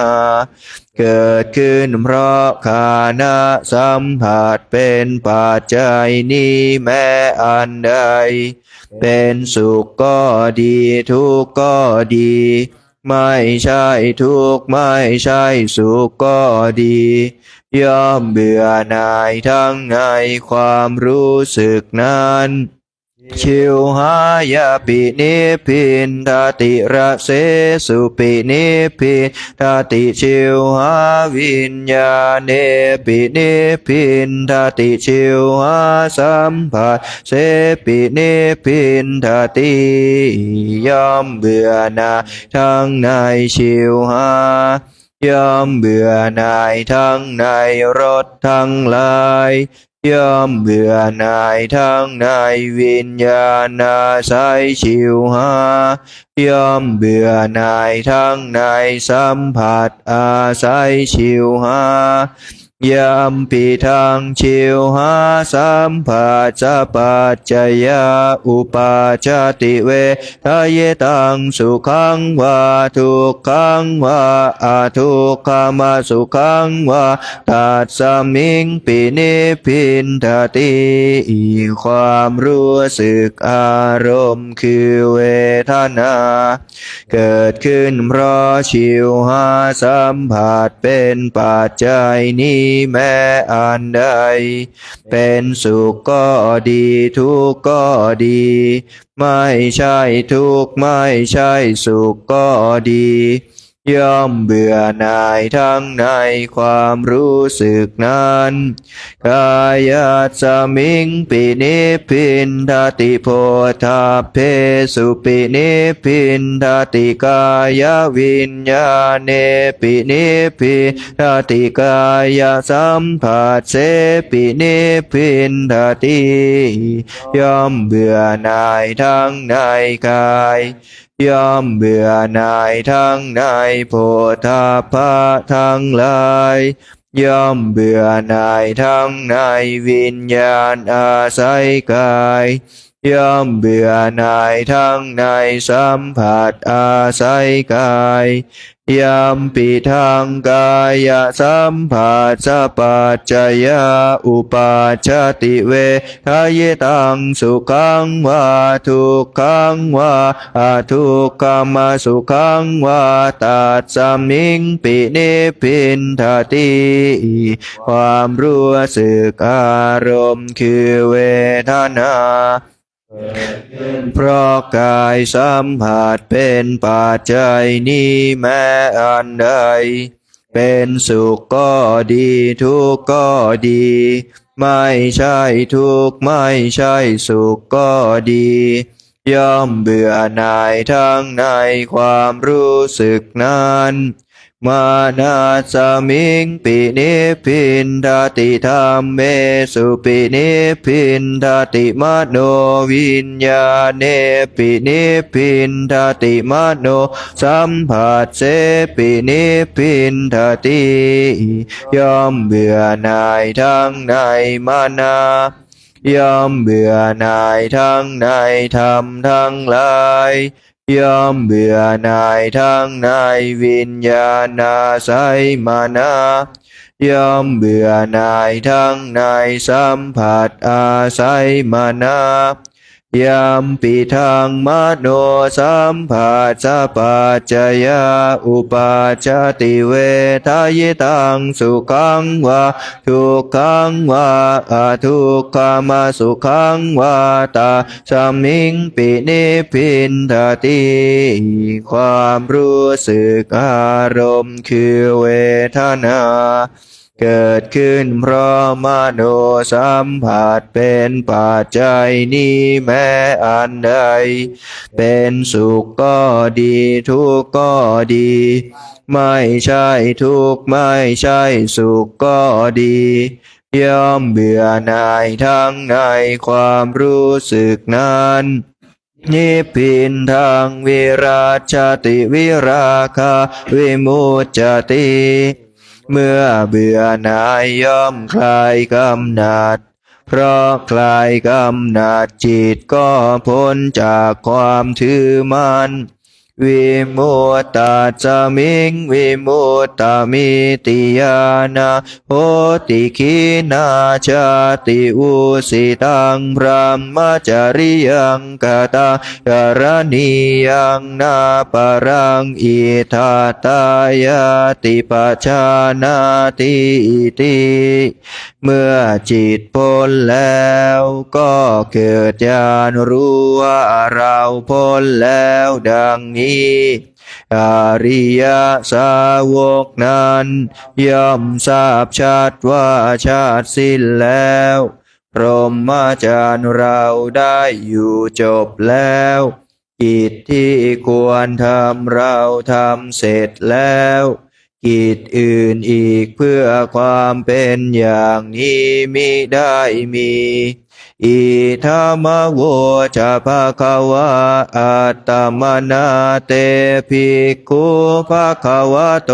ภาสิตาอภินันทุงพระผู้มีพระภาคเจ้าได้ตรัสธรรมปริยายอันนี้แล้วพระภิกษุทั้งหลายเหล่านั้นก็มีใจยินดีเพลินภาสิทธิ์ของพระผู้มีพระภาคเจ้าอิมาสมินจะปนวัยยาการณัสสมิงพัญญมาเนตาจะภิกขุสหัสสัจจะอนุปาทายาอาสเวหิจิตตานิวิโมจจิงสุติก็แลเมื่อวัยยากรณ์นี้อันพระผู้มีพระภาคเจ้าตรัสอยู่จิตของพระภิกษุพานรูปนั้นก็พ้นจากอาสวะทั้งหลายไม่ถือมั่นด้วยอุปาทานดังนี้แลเปิดหนังสือย้อนกลับไปหน้า95กรวดน้ำตอนเย็น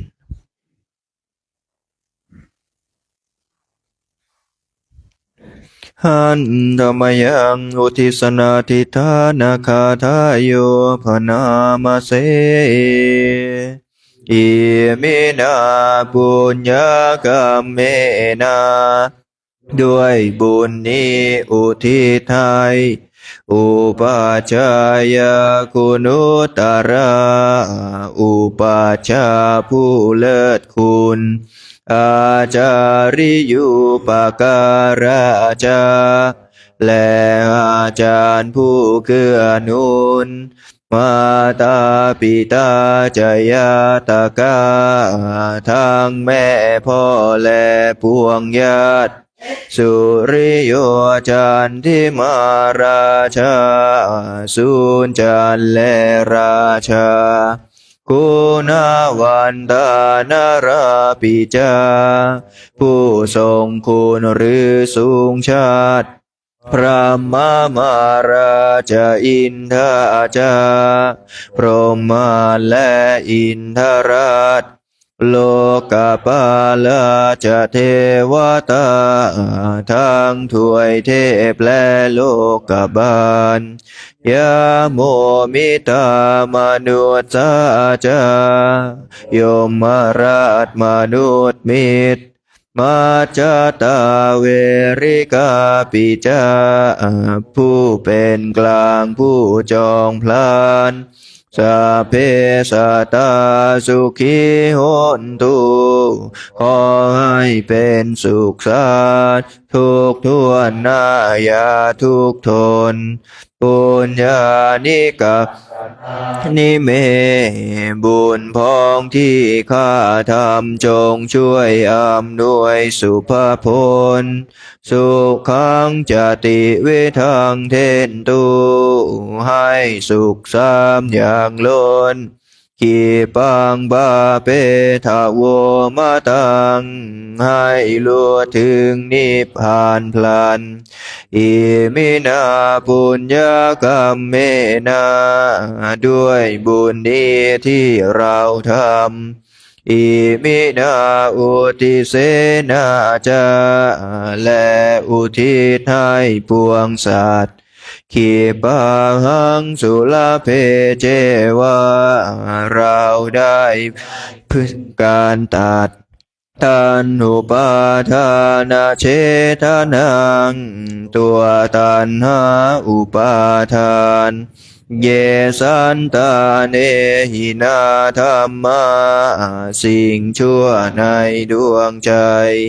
ยาวานิพานาโตมะมังกว่าเราจะถึงนิพพานนาจันตุสัพพทาเยวะมาลายสิ้นจากสันดาน ยะถาจาโตภะเวภะเวทุกภพที่เราเกิดอุจุจิตังสติปัญญามีจิตตรงและสติทั้งปัญญาอันประเสริฐสัลเลโควิริยัมหินาพร้อมทั้งความเพียรเลิศเป็นเครื่องขูดกิเลสหายมาราลาพันตุโนกาสังโอกาสอย่าพึงมีแก่หมู่มารสิ้นทั้งหลายกาตุนจาวิริเยสุเมเป็นช่องประทุษร้ายทำลายล้างความเพียรจมพุทธาทิปวโรนาโทพระพุทธผู้บวรนาถธัมโมนาโทวรุตตโมพระธรรมที่พึงอุดมนาโทปัจเจกพุทโธจาพระปัจเจกพุทธสมสังโฆนาโทตโรมะมังโทพระสงฆ์ที่พึงพยองเตโสตมานุภาเวนะด้วยอานุภาพนั้นมาโรกาสังละพันตุมา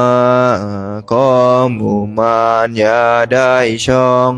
ทัสสะปุญญานุภาเวนะด้วยเดชบุญทั้งสี่ปองมาโรกาสังละพันตุมาอย่าเปิดโอกาสแก่มารเถิดพุทธาราธนานังธัมมาราธนานังสังฆาราธนานังอาปมาโนพุทโธอาปมาโนธัมโมอาปมาโนสังโฆนะโมพุทธายะนะโมธัมมายะนะโมสังฆายะพุทโธเมนาโทธัมโมเมนาโทสังโฆเมนาโทพุทธบูชาธัมมบูชาสังฆบูชานิพพานปัจจโยโหตุข้าพระเจ้าทั้งหลายขออาราธนาคุณพระพุทธคุณพระธรรมคุณพระสงฆ์อันหาประมาณมิได้มาเป็นที่พึ่งที่ระลึกถึงจงช่วยอภิบาลรักษากายวาจาใจของข้าพระเจ้าทั้งหลายให้ตั้งมั่นอยู่ด้วยธรรมเจริญไปด้วยธรรมพร้อมทางให้เจริญด้วยสติปัญญาญาณเข้าถึงธรรมอันเป็นเครื่องพ้นทุกข์ให้ถึงซึ่งสันติสุขเป็นผู้รู้ผู้ตื่นผู้เบิกบานโดยภัยบุญทุกประการและจงยังประโยชน์ให้ถึงพร้อมทั้งส่วนตนบุคคลอื่นชีวิตอื่นอันเป็นเพื่อนทุกข์เกิดแก่เจ็บตายด้วยกันทั้งหมดทั้งสิ้นตลอดกาลนานเทอญ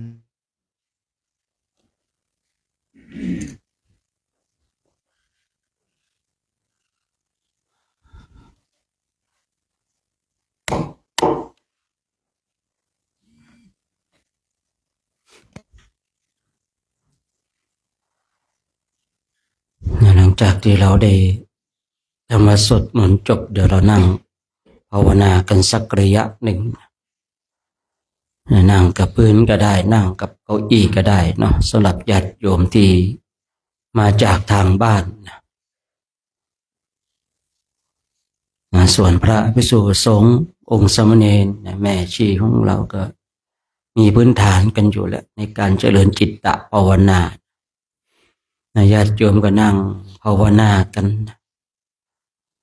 จัดท่านั่งของเรานั่งกับพื้นก็นั่งตามแบบฉบับของผู้บำเพ็ญเพียรจะนั่งเก้าอี้แล้วก็นั่งสบายๆแล้วก็หลับตาลงหลับแบบสบายๆไม่ต้องเกร็งหรือเคร่งเครียดอะไรกายของเราถ้าเราเกร็งมันก็จะทำให้เราห่างไกลจากสมาธิเราหลับตานอกหรือตาในของเราก็คือสติสัมปชัญญะนั่นเองจิตของเรามันจะคิดเรื่องโน้นเรื่องนี้ก็ดึงกลับมาให้อยู่กับปัจจุบันธรรมจิตของเราจะคิดจะปรุงแต่งเราก็ดึงกลับมามาอยู่กับปัจจุบันธรรมมาอยู่กับลมหายใจเข้าลมหายใจออกได้5 ครั้ง10 ครั้งจิตของเราไปคิดเรื่องอื่นอีกแล้วอาการของการขาดสติอาการของการขาดสัมปชัญญะก็จะเป็นเช่นนั้นเมื่อเรารู้สึกตัวมีสัมปชัญญะมีสติแล้วก็กลับมาที่ลมหายใจเข้าออกเท่านั้นเองการมาเป็นเพียรภาวนาหลักง่ายๆเพียงแต่เรานั่งดูลมหายใจเข้าลมหายใจออกมันจะเข้ายาวออกยาวเข้าสั้นออกสั้นไม่ต้องไปใส่ใจแล้วเราก็ไม่ต้องไปปรุงให้มันสั้นให้มันยาวคือการมาเป็นเพียรภาวนาคือให้เราเข้าใจในหลักของธรรมชาติของลมหายใจของเราถ้าเราเข้าใจในหลักของลมหายใจของเราแล้วคือเราจะไม่ไปปรุงแต่งมันต้องหายใจออกยาวออกสั้นเข้ายาวถ้าเราบังคับให้มันสั้นให้มันยาวจิตของเรามันจะดิ้นแต่การดิ้นอย่างนี้มันไม่ก่อให้เกิดประโยชน์กลับก่อให้เกิดโทษโทษที่เราทำผิดวิธีฉะนั้นการฝึกฝนอบรมจิตตภาวนาดูลมให้ใจเข้าลมให้ใจออกดูอย่างนั้นมันเข้ายาวแล้วก็ดูไปดูลมให้ใจมันกระทบที่ปลายจมูกของเราก็ไหลเข้าไปจนสุดสุดตรงไหนก็อยู่ตรงนั้นตอนมันไหลออกมากระทบที่ปลายจมูกของเราคือถ้าเรานั่งดูลมหายใจเข้าออกไม่ต้องไปปรุงแต่งหรือว่าไม่ต้องไปบังคับให้มันออกสั้นออกยาวเข้าสั้นเข้ายาวอย่างที่ได้กล่าวไว้เมื่อสักครู่คือการปฏิบัติธรรมมันต้องทำตัวของเราให้เป็นธรรมชาติธรรมชาติของลมหายใจของเราวงเล็บว่าเป็นของเรามันเป็นเช่นไรเราก็ทำอย่างนั้นคือปกติเรามีลมหายใจเข้าออกอยู่แล้วปกติเรามีลมหายใจเข้าออกแต่ว่าเราไม่ได้มีสติสัมปชัญญะกับลมหายใจเข้าออกของเรานี่การมาเป็นเปลี่ยนภาวนาเรามาเพิ่มหรือมาเพ่งหรือมาดูที่ลมหายใจเข้าออกของเราเมื่อมันเข้ายาวเราก็รู้ว่ามันเข้ายาวเมื่อมันเข้าสั้นเราก็รู้ว่ามันเข้าสั้นหรือมันออกยาวเราก็รู้ว่ามันออกยาวมันออกสั้นเราก็รู้ว่ามันออกสั้นมันเข้ายาวออกสั้นเราก็รู้เพียงเท่านั้นเองในการที่เราเพียรเพ่งดูลมหายใจถ้าเรามีสติสัมปชัญญะมันก็จะแนบแน่นอยู่กับลมหายใจอยู่ตลอดเวลา เมื่อจิตของเราแนบแน่นอยู่กับลมหายใจเนี่ยผลในการฝึกฝนก็จะเกิดขึ้นแต่ถ้าจิตของเราไม่แนบแน่นกับลมหายใจผลแห่งการปฏิบัติก็ไม่เกิดขึ้นที่ผลแห่งการปฏิบัติเกิดขึ้นเนี่ยเราย่อมเห็นย่อมรู้ในสภาวะแห่งการปฏิบัติบางทีเรานั่งดูลมหายใจเข้าลมหายใจออกมันก็หายไปเลยหายแวบไปเลยบางทีเราก็เพลินแต่เพลินนี้เพลินอย่างมีสตินะเนี่ยคือบางคนเนี่ยเพลินแล้วขาดสติขาดสัมปชัญญะแต่การที่เราดูลมหายใจเข้าออกเนี่ยมันเพลินอย่างมีสติเพลินอย่างมีสัมปชัญญะหายใจเข้าหายใจออกบางทีหายใจก็มีความสุขหายใจเข้าหายใจออกก็มีความสุขไม่ต้องไปแปลกใจหรอกว่าทำไมเมื่อเราบำเพ็ญเพียรแล้วจึงเกิดปิติไม่ต้องไปแปลกใจหรอกว่าทำไมเมื่อเราบำเพ็ญเพียรแล้วจึงเกิดสุขบางทีคนเราฝึกฝนอบรมเนี่ยจนเกิดปิติจนเกิดความสุขเนี่ยบางทีความสุขนี่มันไม่ต้องการอาหารเลยนะไม่ต้องการอาหารเลยอาหารใจเนี่ยมันหล่อเลี้ยงทำให้เราอิ่มทำให้เราเบิกบานใจผมไม่แปลกใจหรอกว่าทำไมพระพุทธเจ้าของเราในข่าวที่ตรัสรู้ตรัสมาสัมโพธิญาณแล้วอันนี้ที่เราเคยได้ยินว่าเสวยวิมุตติสุขเนี่ยผมไม่แปลกใจเลยว่าที่พระองค์ไม่ได้ฉันข้าวฉันปลาก็สุขความสุขเนี่ยมันเหมือนกับอาหารที่หล่อเลี้ยงเหมือนกับพวกพรหมมีปีติมีสุขเป็นอาหารผู้ที่ฝึกฝนอบรมเนี่ยเมื่อจิตแนบแน่นจนเกิดปีติจนเกิดความสุขแล้วเนี่ยบางทีไม่อยากฉันข้าวฉันปลาไม่อยากกินข้าวกินปลาเลยมันอิ่มใจมีความสุขยืนเกิดสุขนั่งเกิดสุขนอนเกิดสุขเดินเกิดสุขบางทีเนี่ยความสุขมากๆเนี่ยไม่อยากพูดไม่อยากคุยกับใครเลยนะเป็นถึงขนาดนั้นบางทีเองผมเนี่ยเห็นผู้ที่บำเพ็ญเพียรแล้วเกิดปิติเกิดความสุขก็ปล่อยเขาอยู่กับปิติอยู่กับความสุขของเขาอย่างนั้นแต่เพราะอย่างน้อยๆเราก็ยังได้พบได้เจอความสุขที่เกิดจากสมาธิ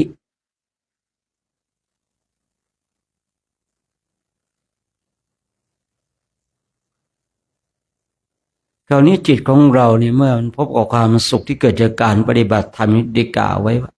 คือบางทีมันไม่หิวข้าวหิวปลาไม่อยากกินข้าวกินปลาเลยสุขนี่มันสุขอยู่อย่างนั้นมันหล่อเลี้ยงจิตใจร่างกายของเราให้อิ่ม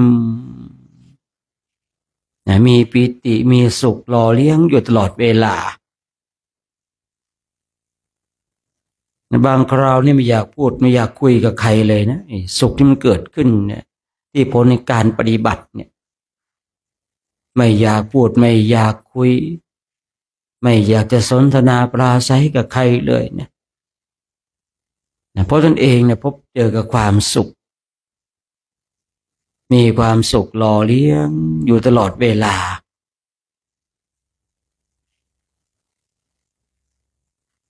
คือมันปฏิเสธไม่ได้ที่เราผู้ฝึกฝนอบรมเนี่ยเมื่อเราฝึกฝนอบรมถูกวิธีปฏิบัติอย่างจริงเนี่ยปิติและสุขเนี่ยมันต้องเจอไม่ว่าจะเป็นในส่วนของสมถะหรือว่าวิปัสสนามันเจออย่างแน่นอนท่านทั้งหลายบางคนบางท่านเนี่ยฝึกฝนอบรมแล้วเนี่ยไม่เคยเจอปิติเลยไม่เจอความสุขเลยนั่นแสดงว่าความเพียรย่อหย่อนหรือปฏิบัติผิดวิธีผมยังกล้าพูดว่าถ้าเราปฏิบัติถูกวิธีมีความเพียรที่พอดีนะปิติมันมีอย่างแน่นอนความสุขมีอย่างแน่นอนแต่ว่ามันจะ อยู่กับเรานานหรือว่าจะเกิดขึ้นกับเรานาน อันนี้ต้องว่ากันในเรื่องของอุปนิสัยอีกทีหนึ่งด้วยแนวทางในการปฏิบัติของบุคคลนั้นนะเพราะว่ากรรมฐานนะบางบทบางกองนั้นปิติมันอยู่ไม่นานนะกรรมฐานบางกองเนี่ยบางทีเนี่ยสุขเนี่ยมันอยู่ไม่นาน แต่มันแสดงให้เรารู้ว่านี่คือปิตินี่คือความสุขไม่ว่าจะเป็นฝ่ายของสมถะหรือว่าวิปัสสนานะถ้าบุคคลหนึ่งบุคคลใดเนี่ยฝึกฝนอบรมแล้วเนี่ยยังไม่เคยพบเจอกับปิติเลยอย่างเนี้ยนะยังไม่เคยพบเคยเจอกับความสุขเลยนั่นแสดงว่าความเพียรย่อหย่อนหรือว่าเราปฏิบัติผิดถ้าเรามีความเพียรที่พอดีนะปฏิบัติถูกทางถูกต้องปิติเกิดขึ้นอย่างแน่นอนมันจะมากจะน้อยเท่านั้นเองแต่ผมมีความเชื่อมันและกล้าพูดว่าปิติเกิดอย่างแน่นอนท่านทั้งหลายเมื่อปิติเกิดเนี่ยสุขมันก็มาเพราะว่าปิติเนี่ยมันตัวส่งเสริมหรือตัวเป็นตัวพื้นฐานแห่งความสุขเมื่อเกิดปิติย่อมเกิดความสุข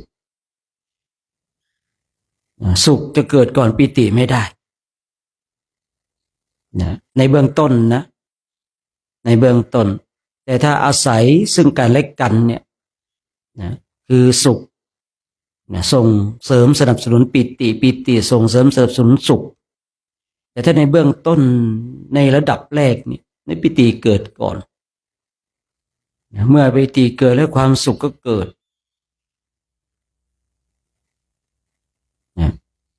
คือบางคนบางท่านบอกว่าของเราเนี่ยสุขเกินก่อน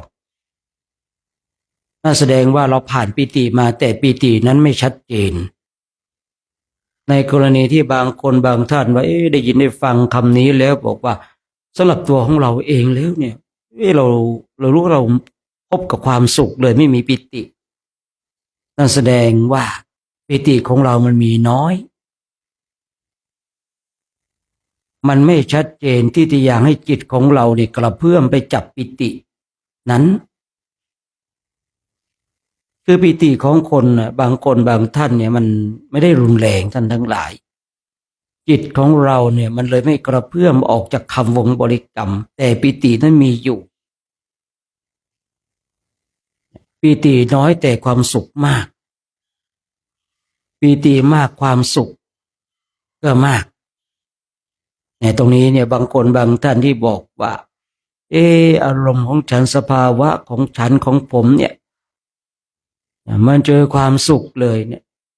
นั่นแสดงว่าในขณะที่จิตของเราเนี่ยผ่านปิติเนี่ยจิตของเราไม่กระเพื่อมกับปิติสภาวะแห่งปิตินั้นมันไม่รุนแรงมันมีไม่มากคือไม่สามารถที่จะยังจิตของเราให้กระเพื่อมออกจากฐานคำวงบริกรรมเลยทำให้เราไม่รู้ว่าจิตของเราเสวยปิติ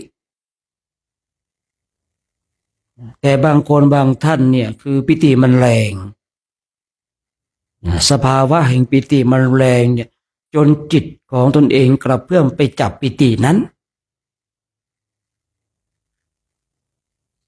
เมื่อจิตของเรากระเพื่อมมันมีสิ่งอื่นมาชัดเจนเช่นปิติมันชัดเจนเนี่ยจิตมันก็ต้องไปดูว่าสิ่งนี้คืออะไร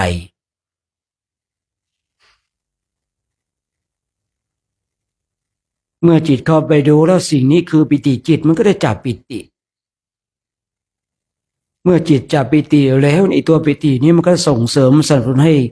จิตของบุคคลนั้นเกิดความสุขมันอยู่ในหลักการเดียวกันในขณะที่เราบำเพ็ญเพียรภาวนาเนี่ยหูของเราได้ยินเสียงเมื่อหูของเราได้ยินเสียงปุ๊บเสียงนั้นมันไม่ชัดเจนมันไม่สามารถที่จะยังจิตของเราให้กระเพื่อมกับเสียงนั้นเราก็ไม่สนใจหรือว่าไม่ได้ยินเสียงนั้นแต่เสียงนั้นยังมีไหมมีแต่เสียงนั้นไม่สามารถจะทำให้จิตของเรากระเพื่อมออกไปรับเสียงนั้นได้แต่ถ้าเสียงนั้นรุนแรง จิตของเรากระเพื่อมไปจับเสียงนั้นนะเมื่อจิตของเรากระเพื่อมไปจับกับเสียงนั้นแล้วถ้าเราขาดสติขาดสัมปชัญญะมันจะเกิดการปรุงแต่งว่าเสียงนี้คือเสียงผู้หญิงเสียงผู้ชายเสียงเด็กเสียงนู่นนี่นั่นมันก็จะปรุงแต่งไปเรื่อยสมมติว่ามันเป็นเสียงของผู้ชายเสียงผู้ชายระดับนี้น่าจะอายุกลางวัยกลางคนมันก็จะปรุงแต่งไปแต่ถ้าลักษณะเช่นนี้คือจิตของเรากระเพื่อมแล้วจิตของเราขาดสติสัมปชัญญะแต่ถ้าจิตของเรากระเพื่อมไปจับกับเสียงนั้นแล้วเรามีสติมีสัมปชัญญะการปรุงแต่งจะไม่เกิดขึ้นการปรุงแต่งของจิตจะไม่เกิดขึ้นเลยท่านทั้งหลายคราวนี้ขึ้นอยู่กับผู้ปฏิบัติธรรมกรรมฐานเองว่าเวลาที่จิตของตนเองกระเพื่อมไปรับภาษาเรามีสติมีสัมปชัญญะไหมถ้าเรามีสติมีสัมปชัญญะการปรุงแต่งไม่เกิดขึ้นอย่างแน่นอนขอรับประกันแต่ถ้าจิตของเรากระเพื่อมไปรับภาษาไม่ว่าจะเป็นทางตาหูจมูกลิ้นกายของเราถูกต้องสัมผัส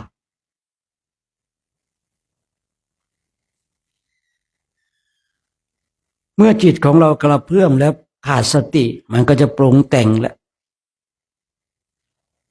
ถ้าอยากจะให้ชัดเจนเราเดินกันมากันเนี่ย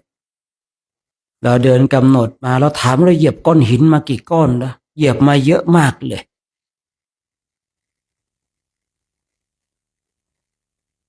แต่มีบางก้อนที่ทำให้เราเนี่ยจิตของเราไปจับรู้สึกมันเจ็บทำไมมันจึงเจ็บสงสัยมันแหลมก้อนใหญ่เราเหยียบคงแรงไปเนี่ยถามว่าเราเดินมาเนี่ยเราเหยียบหินกี่ก้อนมากเหลือเกินแต่ทำไมบางก้อนเราจิตของเราไม่เข้าไปจับเพราะจิตของเราไม่กระเพื่อมภาษาที่มันเกิดขึ้นหรือว่า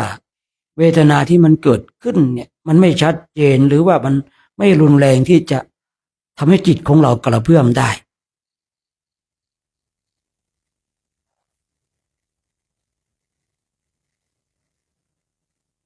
คราวนี้ขึ้นอยู่ว่าเราเนี่ยมีสติมีสัมปชัญญะขนาดไหนในการบำเพ็ญเพียรภาวนาของเรา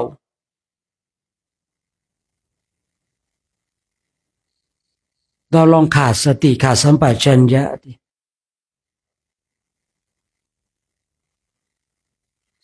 เสียงมันก็จะดังแล้วก็จะปรุงแต่งไป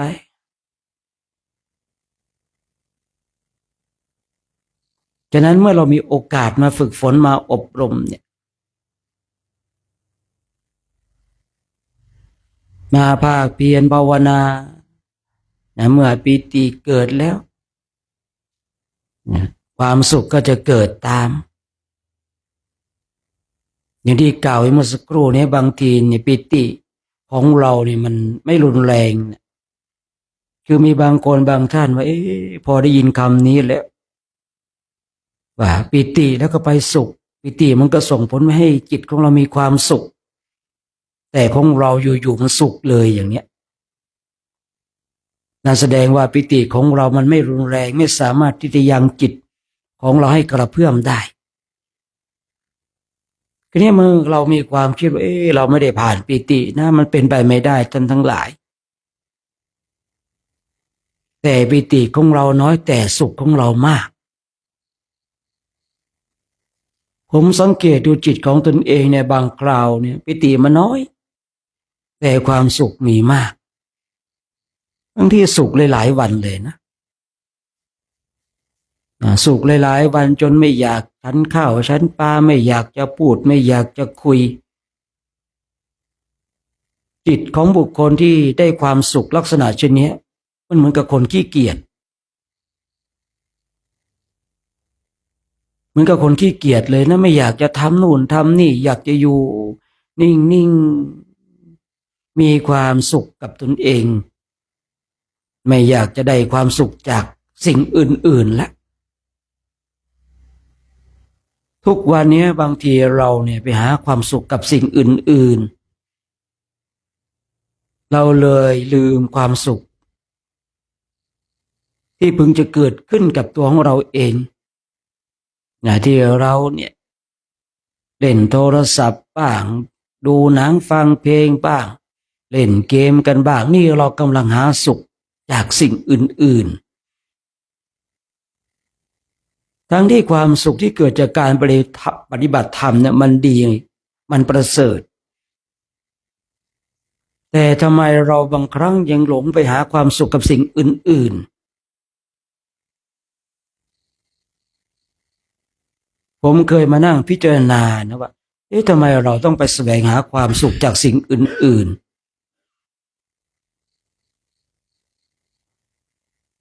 ตอนนั้นยังไม่รู้จักความสุขที่เกิดจากความสงบเพียงแต่เคยได้ยินได้ฟังว่าสุขอื่นยิ่งกว่าความสงบไม่มีเคยได้ยินแต่จิตของเราไม่เคยที่จะเข้าไปเสพมันก็เลยทำให้จิตตนเองไปแสวงหาความสุขจากสิ่งอื่นๆบางคนก็หาความสุขกับการกินบางคนก็หาความสุขกับการดูหนังดูละครบางคนก็หาความสุขกับเสียงที่ไพเราะเพราะพริ้งบางคนก็หาความสุขที่เกิดจากการ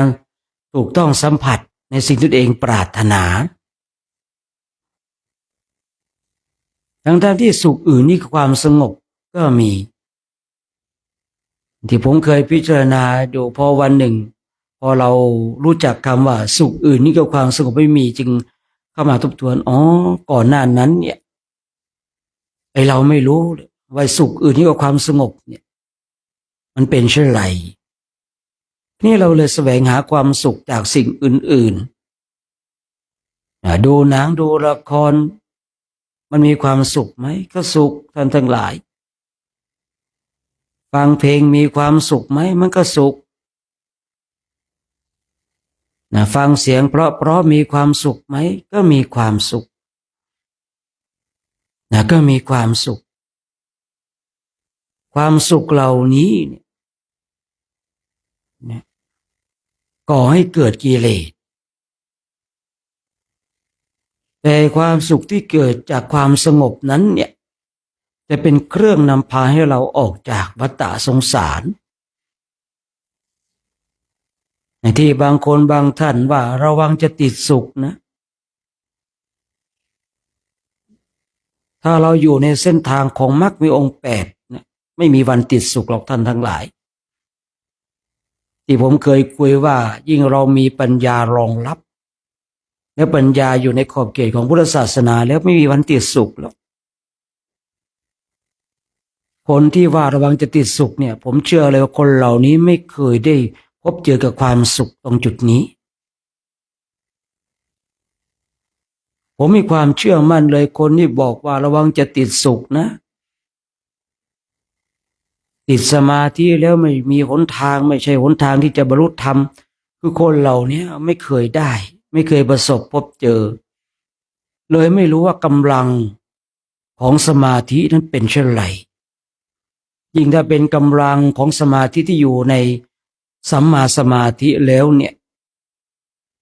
เป็นเช่นไรคนเหล่านี้จะไม่รู้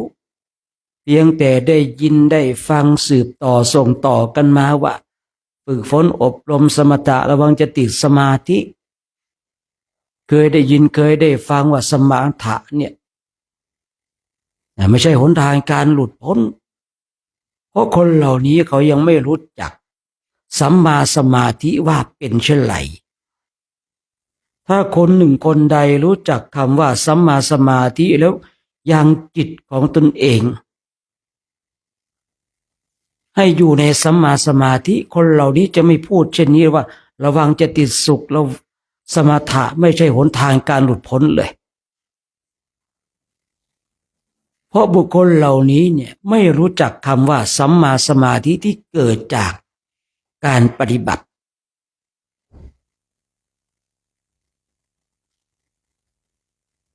การภาคเพียรพยายามของเราเนี่ยฝึกฝนอบรมไปอย่างย้อนกลับมาในตอนต้นว่าเพียงแต่เรานั่งดูลมให้ใจเข้าลมให้ใจออก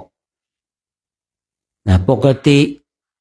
ลมหายใจเข้าออกของเราเป็นอย่างไรแล้วก็อยู่อย่างนั้นดูอย่างนั้น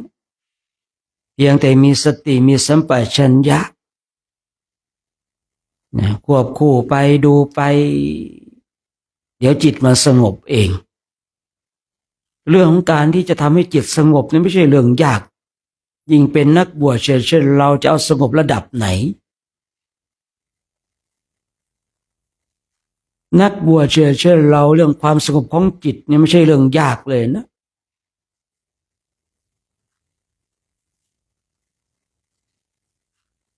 แต่ทั้งนี้ทั้งนั้น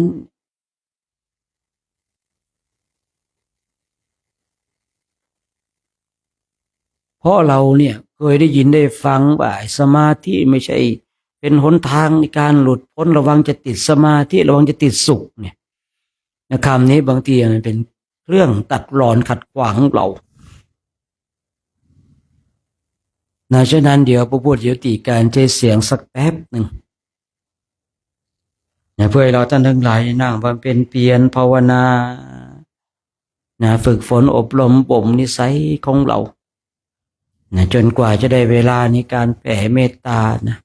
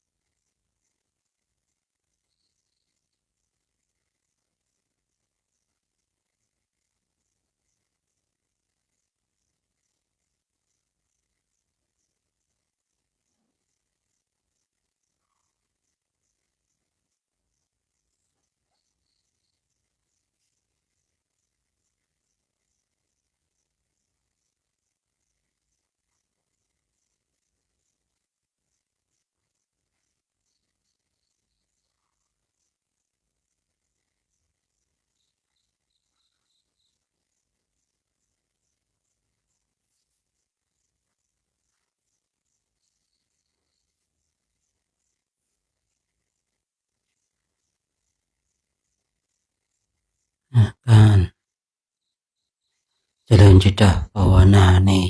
ช่วงนี้ก็สมควรแก่เวลานะให้เราท่านทั้งหลายทำความสึกตัวพร้อมน้อมจิตน้อมใจจิตที่เป็นบุญเป็นกุศลเราจะได้ร่วมกันแผ่เมตตากับสรรพสัตว์ทั้งหลายที่เป็นเพื่อนทุกเกิดแก่เจ็บตายของเราสัตว์ใดที่มีความทุกข์ขอให้พ้นจากทุกสัตว์ใดที่มีความสุขขอให้สุขยิ่งขึ้นไปแล้วก็สัมภเวสีพูดผีปีศาจเปรตอสุรกายอยู่บริเวณนี้สิ่งสถิตอยู่บริเวณนี้ก็ขอให้ได้รับส่วนบุญส่วนกุศลที่เราทั้งหลายได้กระทำกันนะสัพเพสัตตาอาเวราโหนตุขอ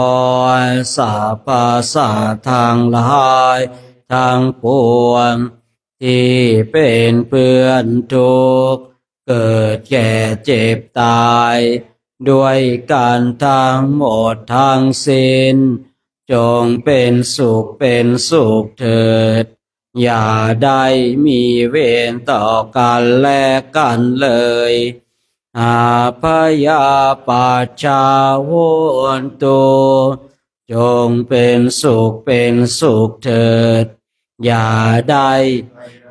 เบียดเบียนซึ่งกันและกันเลยอานิคาโหนตุจงเป็นสุขเถิดอย่าได้ความทุกข์กายทุกข์ใจเลยสุขีอัตตานาปริหะลันตุจงมีแต่ความสุขกายสุขใจ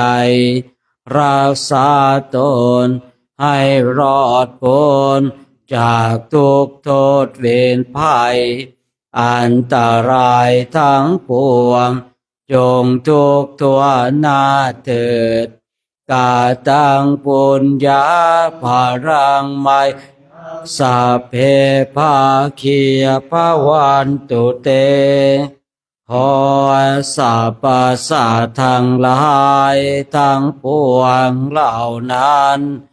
จงเป็นผู้มีส่วนได้เสว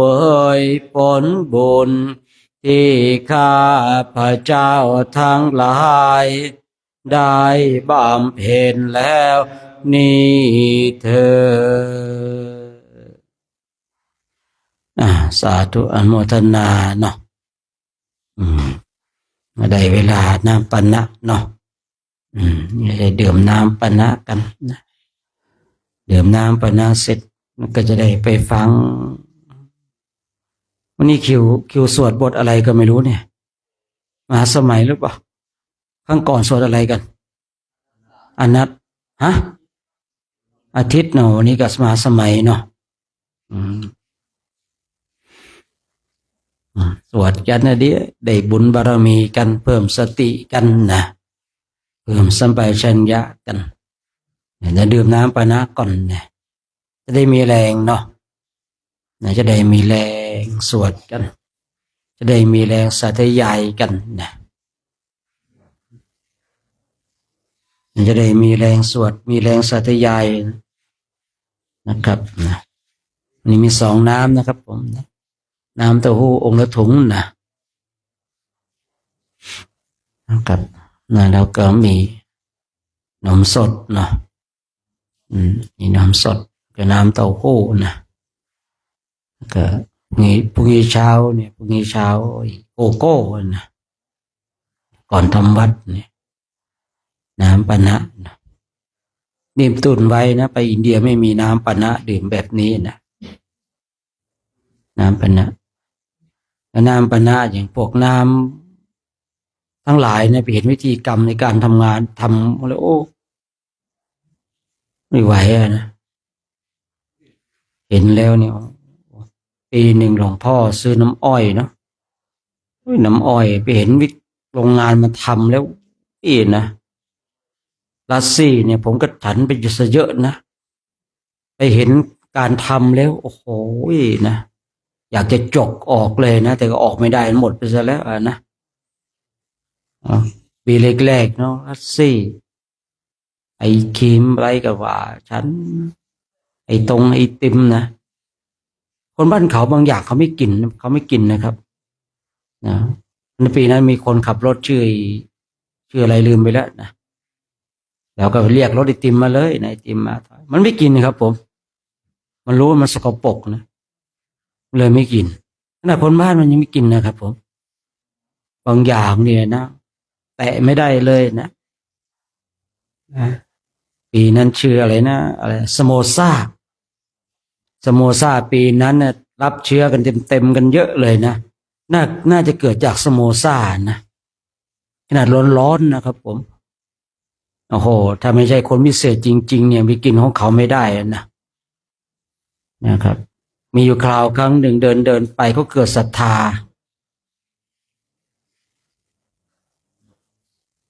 เกิดศรัทธาเขาก็เลยน้ำอ้อยมาพอน้ำอ้อยมาปุ๊บถวายมันยังเขาคั้นเสร็จก็ยังไม่ได้กรองเนาะมันก็เอาผ้าขาวม้ามานะครับที่มันพันมันนุ่งแล้วนุ่งมาแล้วก็มากองให้พระกันนะครับพระก็ดื่มกันนะอร่อยกันนะผมไม่เอานะถามมาเลดนะเลดยังจำยังเห็นได้นะไม่รู้เลดเอาหรือเปล่าก็ไม่รู้นะก็ผ้าคล้ายๆพระสโลงนะเนาะมันก็นุ่งมาแหละครับมันก็มากองน้ำอ้อยให้พระฉันนะผมแบบไม่ขาดพิจารณาไม่ขาดครับนะมันยังเห็นไอ้ผ้ามันจะนุ่งไปแล้วมันเนี่ยถูนั่นไปถูนี่มาเงี้ยเนาะถูงามตูดอย่างเงี้ยเนาะแล้วมากองน้ำอ้อยให้พระไอ้เนาะโอ้แต่บางรูปเขาก็ฉันนะดื่มไปผมเว้นไว้ก่อนนะเว้นไปก่อนยังทำใจไม่ได้นะครับน้ำอ้อยปีนั้นหลวงพ่อไปสั่งมานะมีอยู่รูปหนึ่งนะครับพี่เลนนะคือปกติเขาให้กัดกินใช่หรือเปล่าแกก็เลยอยากจะกินแบบน้ำละลายครับพอละลายเท่านั้นแหละครับอุ้ยนะครับผมสารพัดเลยครับพอเห็นมันตั้งแต่นั้นเขาไม่กินกันเลยนะโอ้ไปเถอะอินเดียนะครับนะประสบการณ์แห่งชีวิตก็จะเกิดนะของเรานี่มันสุดยอดเลยน้ำปะนะเนี่ยนะแต่ไปที่โน่นช่วงหลังๆผมก็แบบทำใจไม่ค่อยได้นะไปเห็นแล้วเราแบบมันก็ชอบขึ้นมาให้ดูด้วยนะการทำอาหารของอินเดียนะมันชอบขึ้นมาให้ดูนะวิธีกรรมการทำนะครับผมเว้ยบางทีมันไม่ใช่เอามือก็เอาตีนย่ำเลยนะเหงื่อมันแบบแล้วมันส่วนมากจะเป็นผู้ชายทำนะผู้หญิงก็ไม่ทำนะบางทีก็นุ่งสโลงตัวเดียวนะโปรตีนเต็มอะขาดโปรตีนเนี่ยไปอินเดียเถอะโปรตีนเต็มเลยครับตีนจริงๆเลยนะไม่ใช่มือนะตีนเลยนะที่บ้านเราบอกว่าเอามือแล้วตีนทำจะไปว่ากับคนอินเดียนะในอินเดียจริงๆเขาตีนทำจริงๆนะเห็นปีแล้วไปเดินผ่านโรงงานเขาทำน้ำอ้อยอยู่นะเป็นน้ำขี้โคลนนะครับผมน้ำขี้โคลนอินเดียรู้คลิปผมยังมีอยู่หรือเปล่าไม่รู้ผมไอ้บ้าท่านไปถ่ายแล้วก็ผมก็ตัดลงนะแต่ไม่กล้าลงกลุ่มล็อกนะลงกลุ่มแล้วก็เคี้ยวกันไม่ได้เลยยุ่งเลยนะของอินเดียนะลองไปดูนะครับผมเนาะเนี่ยลองไปขับเคลื่อนไปเนี่ยแต่ละรูปแต่ละองค์ก็มาถึงขั้นนี้แล้วเนาะกำลังอยู่ตัวแล้วนะก็มีหลวงพ่อท่านหนึ่งนี่สู้เต็มที่เลยคือปีหนึ่งก็จะมีอย่างนี้ครับคือเจ็บแต่สู้ครับผมนะคือเจ็บแต่สู้ปีหนึ่งก็จะมีนะครับในปีนั้นที่จำได้ผมเคยคุยฟังหลวงพ่อสมชายเดินจนกระดูกแตกนะครับผมพอไปถึงวัดละเดี้ยงเลยนะครับไปเอ็กซเรย์ดูกระดูกแตกเลยนะแต่รุ่นนั้นมันรุ่นโหดครับผมไม่ใช่รุ่นแบบแม่ขอโทษนะรุ่นเด็กๆในเงี้ยนะถ้าเปรียบเทียบสมัยก่อนนะสมัยก่อนรุ่นโหดนะครับผม รุ่นโหดเดินเนี่ยคิดดูเดินจนกระดูกแตกกันนะขนาดนั้นเลยท่านทั้งหลายนะท่านก็สู้นะปีหนึ่งก็จะมีนะมีแบบเนี้ยจิตใจสู้นะครับนะจิตใจสู้ก็ไปด้วยกันนะกับเคลื่อนไปด้วยกันพอไปถึงอินเดียแล้วมันจริงไม่มีอะไรมากครับผมเพียงแต่ว่าเราเนี่ยกินให้ได้ถ่ายให้ออกนอนให้หลับเล่นโทรศัพท์ไม่เป็นสี่อย่างเนี่ยไปอินเดียสบายอ่ะกินให้ได้ถ่ายให้ออกนอนให้หลับเล่นโทรศัพท์ไม่เป็นเพราะว่าแรกๆก็อร่อยครับผมเห็นทุกปีแม่ผักอร่อยแม่สุขภาพมีแต่ผักนะครับพออาทิตย์หนึ่งไปเริ่มไม่อร่อยแล้วนะเริ่มไม่อร่อยแล้วเริ่มกินไม่ได้แล้วนะพอกินไม่ได้ก็ถ่ายไม่ออกพอถ่ายไม่ออกก็นอนไม่หลับนี่เล่นโทรศัพท์ไม่ไปเล่นทั้งคืนอย่างเงี้ยบางคนนะ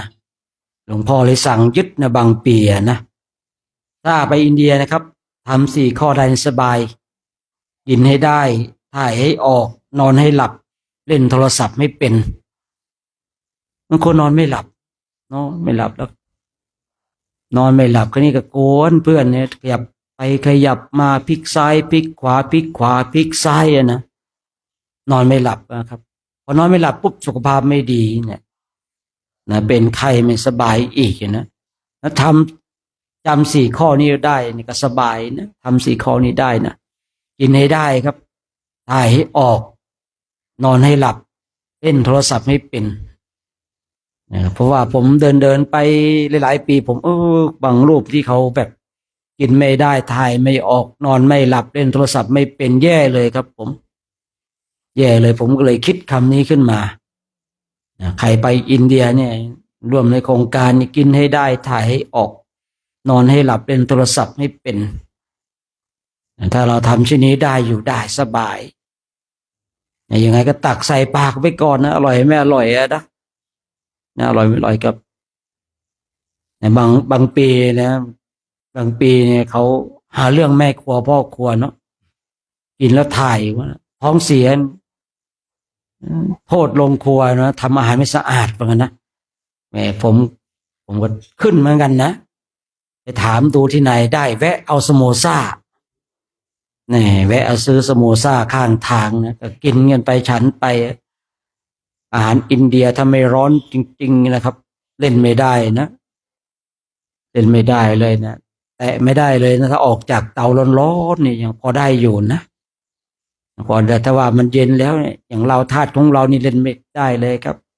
แป๊บเดียวละจุดเลยครับผมโทษอาหารโรงครัวว่าโรงครัวทำของอาหารไม่สะอาดเหมือนนะผมก็เลยไปสืบดูอ้าวนี่แวะสโมซ่านี่นะแวะสโมซ่าที่บางอย่างก็เราจะต้องเรียนรู้นะเราจะต้องศึกษาต้องทำความเข้าใจกันมาถึงวันนี้แล้วก็เราเดินมากี่วันแล้วเนี่ย20 วันแล้วนะโอ้ไวเหมือนกันเนาะ20 วันแล้วนะถึงว่าดำกันเยอะเลยเนาะพระเกิดดำแม่ชีเกิดดำเนนเกิดดำไม่มีเถระมหาเถระแล้วตอนนี้เนาะน่าจะงี้เนาะบวชนานแล้วเป็นมหาเถระอย่าไปดำนะอย่าไปร้อนนะเนาะน่าจะแบ่งบ้างเนาะไม่เสมอกันหมดเลยนะครับผม20 วันแล้วเดินกันเนี่ยเนาะไม่รวมที่เราอยู่ที่นอนนั่นนะเอาเดินจริงๆนะ20 วันเนี่ยนะเริ่มเดินนะผมไม่ได้นับเพราะว่านั่นเลยนะไม่ได้เช็คอะไรยังไงนะ20 วันแล้วก็น่าจะประมาณ200 กว่ากิโลแล้วเนาะ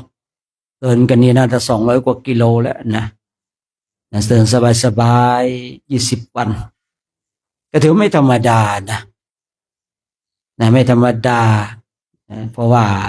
ดูแล้วอะไรทุกสิ่งทุกอย่างก็รู้สึกว่ามันเข้าที่เข้าทางข้ามถนนหนทางก็โอเคแล้วนะไม่น่าเป็นห่วง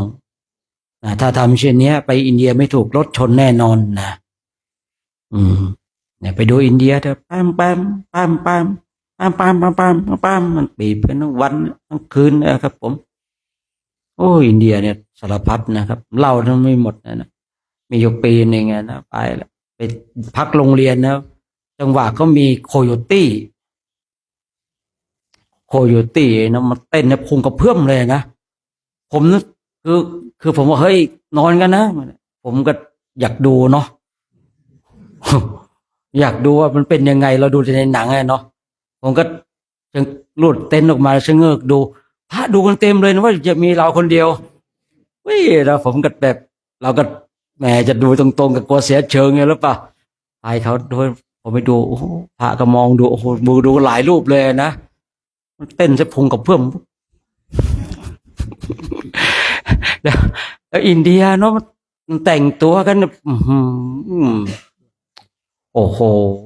แต่ว่าเขาไม่ได้เปิดเขามีกรงนะครับคล้ายๆคุกอะโคโยตี้ก็จะเต้นอยู่ในนั้นเขาก็ทำคุกขังเลยครับถ้าไม่ทำเช่นนั้นนะครับไม่ปลอดภัยเพราะมันสวยมากดำปีเลยครับ สวยมากนะเราดำปีเลยนะโอ้มันเต้นนะผมก็ดูหน่อยนึงหายสงสัยแล้วนอนพอหายสงสัยนอนเนี่ยไปดูมีอยู่ปีหนึ่งไปเจอพอดีมันเต้นมันโอ้แล้วเบสเนาะคือมันลำโพงมันเบสเนี่ยโอ้ยทุบเลยนะครับผมเจอเดี๋ยวเราก็เจอเนี่ยไปเดินไปเนี่ยบางทีเนี่ยเราคิดว่าเป็นงานแต่งเนาะเขาแห่กันตีดนตรีรุ่งรังนะคิดว่างานแต่งที่จะได้เขาแห่งานศพเขาร้องรำทำเพลงก็ไม่ได้ร้องผมร้องไห้นะบางทีกับไปกำลังเผาชีเดย์เลยนะโอ้โหเยอะสารพัดนะไปอินเดียนะครับผมพอไปนานนะไปหลายปีเลยเรื่องราวเยอะเนาะฉะนั้นวันนี้ก็นามพนาก็คงเรียบร้อยแล้วเนาะหนึ่งโยมเขากลับมาภาวนาโดยก็หายตัวไปแล้วนะของเราในรุ่นโยมหายตัวนะรุ่นเราในภาวนาโยมหายตัวเดี๋ยวแต่ของเราเองนะเลยอย่างก็เลยสบายเนาะเลยสบายเป็นความโชคดีของเราเนาะในที่นี่ก็นรมณียสถานสำหรับนักภาวนาเลยเนาะวันนี้ก็ท่านเจ้าภาพหลายคนหลายท่านด้วยกันเนาะคณะศรัทธาพี่น้องไทยหรือเนี่ยหนมสดโกโก้นางหไทยทิพย์สวัสดิ์รักษานางสาวกนิกานาสมรักษาเนี่ยคุณพิมพ์วิไรจับใจนายเนี่ยนางรุ่งทิพย์มาลินะแล้วก็ถวายชุดทำแผลแล้วก็มาม่าด้วยนะชุดทำแผลเนี่ยใครไม่มีแผลก็ไปทำแผลเนอะแล้วก็มีคุณสมชาตินะนางพันนิพานะกาญจนะอังกูลเนาะนายอาจหารกาญจนะอังกูลนางสาวธัญธรกาญจนะอังกูลแล้วก็นางสาวสุปกรณ์กาญจนะอังกูลนางเป็นพันสายแผ่เยื้องนะแล้วก็นายกิตตนานิกนะแล้วก็นายธนกิตพัฒน์เนาะได้ร่วมกันเป็นเจ้าภาพนามปันนะแล้วก็มีขอโยมอีกท่านหนึ่งนะอีกท่านหนึ่งที่ส่งมาเดี๋ยวนั้นแล้วก็คุณทะเนศนางคุณรัชนีกรวรรณะเนาะไปถวายน้ำปันนะแจ้งมาในทาง Messenger นะเพราะว่าคือโยมท่านหนึ่งเขาส่งข่าวไปเนาะก็อนุโมทนากับท่านเจ้าภาพเนาะอนุโมทนากับท่านเจ้าภาพทุกคนทุกท่านที่เอ่ยรายชื่อรายนามไปก็ดีนะที่ไม่ได้เอ่ยรายชื่อรายนามไปก็ดีเนาะขอพลังแห่งบุญพลังแห่งกุศลที่พระภิกษุสงฆ์องค์สำเนรแม่ชิวบาศกบาสิกาได้กระทำขอให้เป็นพลังบุญพลังกุศลให้ท่านเจ้าภาพทุกคนทุกท่านจงมีความสุขมีความสงบมีความร่มเย็นที่สิ่งประการใดเป็นไปโดยชอบประกอบในธรรมแล้วก็ขอให้สิ่งนั้นจงสำเร็จด้วยเถิดสัพพโลกาเวนเอโมโตสัพพะสันตา ปวาชิโตสาภาเวระมติกาตัวเนียพุทโธจตุวันภาวะสัพพิติโยวิวาจันตุสาภาโลโควินาสตุมาเตภวัตวันตารายโยสุขิธิคาโกภวังอภิวาทนาสิริสานิจังวุธาปัจจายโนจตารโรธามาวัฏติอายุวันโนสุขังภาลังเนี่ยเดี๋ยวชุดเพิ่มสติก็ไปแถวเต้นน่าจะมีไฟอยู่เนาะเดี๋ยวสามเณรทั้งหมดเลยนะมเณรแล้วก็อุบาดำรงแล้วก็พระอุปถากผมไปหมดเลยนะบาทองแดงตุแปะตุแป้นแล้วก็พระที่จัดอาหารเมื่อเช้าที่ไม่ได้ไปบอกนะว่าเสร็จแล้วด้วยนะไปกันให้หมดไปเพิ่มสติกันให้หมดเลยนะเพิ่มสติกันนะน่าจะมีอยู่ตรงนั้นนะน่าจะมีไฟอยู่เนาะมีหรือเปล่าฮะไม่มีเหรอที่เราพักกันกลางเต็นท์นะตรงหมอมีตรงหมอก็แล้วกันนะเอาใกล้ๆหมอนั่นนะตรงหน้าหมอใกล้ๆแถวนั้นนะสวดกันนะสงเคราะห์เพื่อนนะเพื่อนจะได้แบบคราวต่อไปวันมาธรรมจักรจะได้สบายหน่อยเนาะแต่ว่าเราชุดนี้ชุดช่วยเพื่อนนะเดี๋ยวเรากราบพระพร้อมกันนะครับผม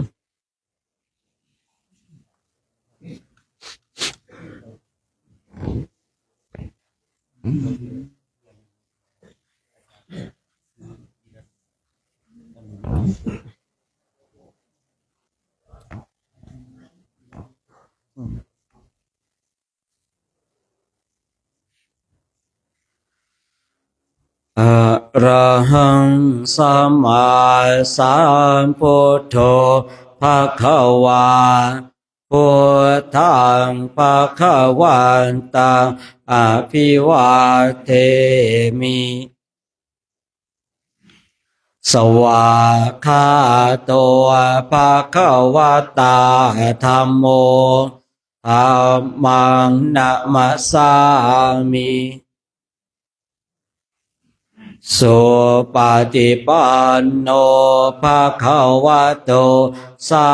วกสังโฆสังฆังนามามิมหาตาปิตุโคนังอะหังวันทามิ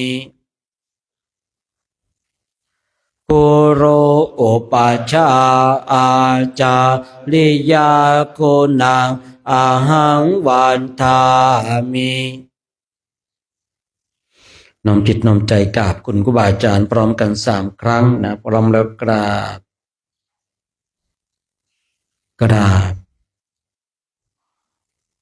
กราบ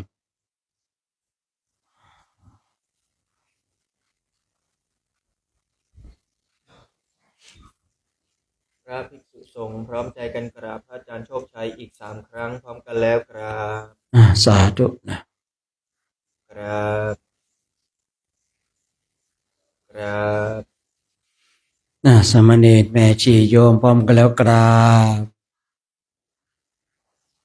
กราบกราบครับนิมนต์นะครับผมนิมนต์เด้อไก่ใครจะไปเพิ่มสติก็นิมนต์นะอย่าไปเร็วมากนะพอดีนะ